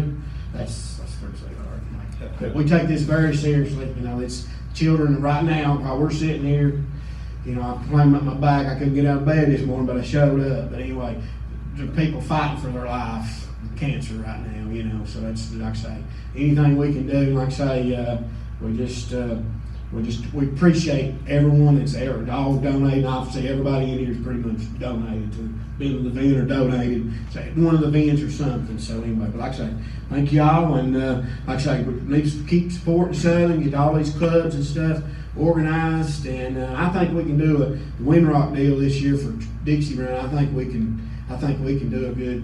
I think it's going to be a good event. So plus Hawk Pride too, as far as the events that's going on and the grants and things like that. Like I say, I've been around here a long time too, and we've been through hell and high water a few times. Been around so long, I think you're one of the only people who've been to every single Dixie Run, right? I think so. I think you're it. You're the man. All right, a couple other things we want to talk about real quick. April 4th, we're talking about having a meet and ride at Uwharrie. Al, did you have something for Bo? Did you have something for that? Yes, we're currently in the planning process of doing a meet and ride, bringing that back to the Uwharrie for April the 4th. That is the event. It coincides with the Uwharrie Summit at Uwharrie. We're gonna be doing the Forest, Big Creek, and we're gonna try and work on getting Grand Overland on board, which is another set of private property. I'm working to get the JJ USA guides to be the trail guides for the rides, and it's going to be a good event. We're getting it all together. All right, so mark that on your calendar. A nice meet and ride up in Uwharrie. We're also looking. We don't have anybody for a summer meet and ride. So if anybody's got a club would like to host a meet and ride, basically it's we'll have a club step up. They'll host the meet and ride. We have a quick meeting just to share some highlights do some tread lightly, share some highlights of Southern, just to get the word out, talk about it, and then you can share with us your particular trails. I know Georgia Bounty Runners tried to do a meet and ride at Beasley Knob for like 2 or 3 years in a row, but they closed the Beasley Knob area every time it just thinks about being raining. And so I know that's probably a no, because if you try to schedule an event there, it's going to rain and they're going to close the park. So that's what happens. So if you know of anybody or of your club, if you need to go back and talk to your club, say, hey, let's host something here. What months are you looking at? Months? Summer. Summer. You can choose the date. You can pick a date. I mean, Okay. Yeah, absolutely. You pick the date. Also, we'll also be looking back in November for the ride at the Daniel Boone Backcountry Byway, because that's always been real popular, right, Aaron? Yeah, if you want me to, I can talk real quick. Yeah, absolutely. So just real quick with the November ride and Slade, talked to a few of the board of directors. We're going to switch it up. Probably not going to be what they call a meet and greet ride. We're going to put a little bit more structure into it, where you'll get your camping and your park passes all at one fee.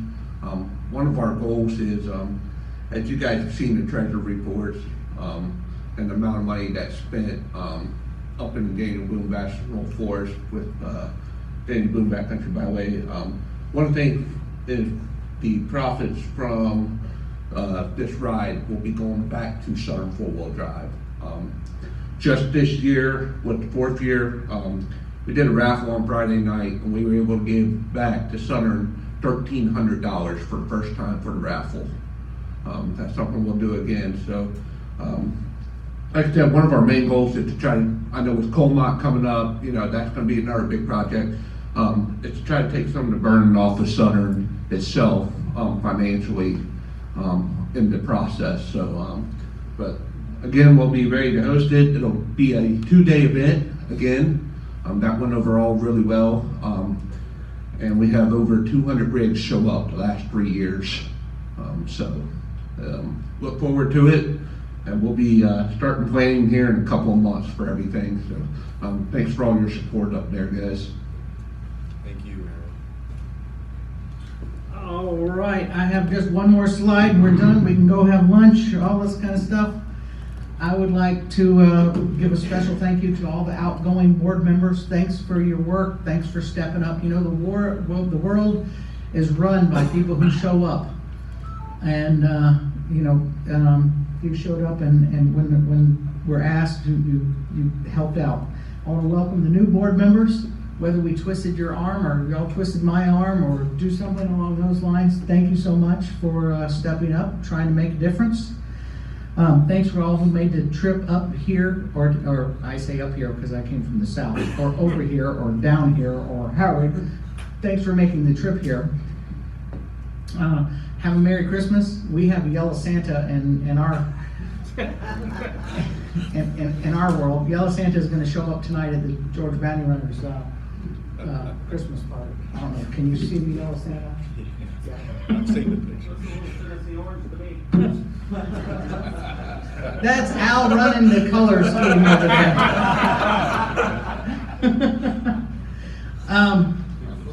Thank you all for coming up. I know that we've still got a lot of open questions. We still got a lot of stuff to hash out. There's a lot of things I want to work on and do.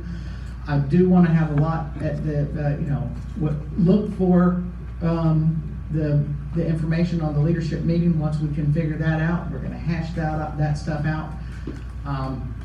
I don't say I have all the answers. I don't say everything's going to be good. I'm going to, you know, probably make some decisions that people aren't going to like, and I'm, you know, hey, that's just going to happen. Hopefully I got big shoulders and I don't quit four-wheeling again like I did last time. So thank you all so much. Hey guys, pick up one of these brochures and go share it with folks in your community. Try to help them learn about Southern. Yeah. Got a stack. So Got a stack there. There's thank you so much. on the table back there.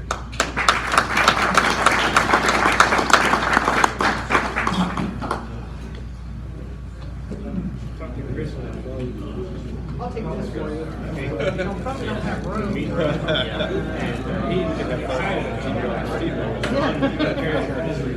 I got 5. Yeah. No, right now. Oh, okay. So, Ron does his rides. I'm trying to Is it something? Is that what Michael Morrison is?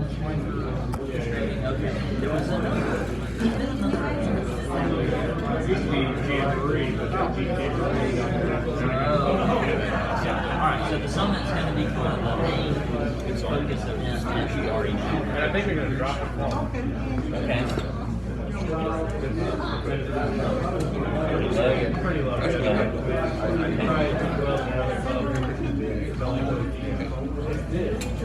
Sounds good to me. It might be the same notice that I'm currently. I've got yeah, I'll send you the dates. Say buddy.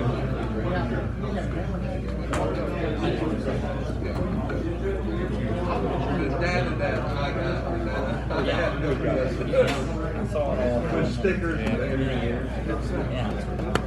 Wait. Okay. breaths now. Retirement. I'm prepping for that. He's half retired. He still has the other half. It's the day job thing. That is a paycheck. Yeah. Right? It makes it a little bit more powerful. Did you ever see the movie Raising Arizona? Remember that movie? No, you never saw it. It's hilarious. You should watch it. But there's a line in there. It's John Goodman that says it to Nicolas Cage. And his name's H.I. or his nickname. So he goes, H.I., you got your health, you got your family, what do you need a job for? It's such a funny movie. That's, yeah. Close on that One more year, yeah. You need to get another truck.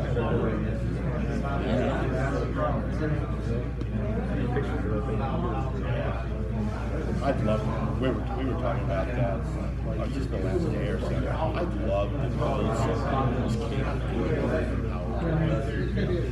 and really go off and do it. Yeah, I think that would be so much fun. Well, But, I mean, if you it got continues, super nosy. you talking about Hot Rod Park? Well, that's Hot Rod Magazine, so it's kind of up in the air right now because it must happen because all the whole shebang is shut down. Yeah. So that's pretty rough to Yeah, it's pretty crazy.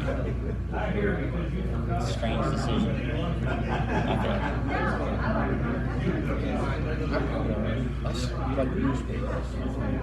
I try to read Yeah. But I will pick up, not often, but I will pick up Travis. Pick up Well, one of the most irritating thing now with almost blanket statement, all the news websites, they have the worst pop-up ads. Out of all the websites that I visit, those are absolutely the worst. And they're some of the most irritating to clear out, to try and just see your daggum article. It's all news. Yeah, it's a disaster. I mean, it's like... Yeah. Like I use Firefox. Yeah. Okay, and it's always freezing stuff because of the pop-ups and stuff like that.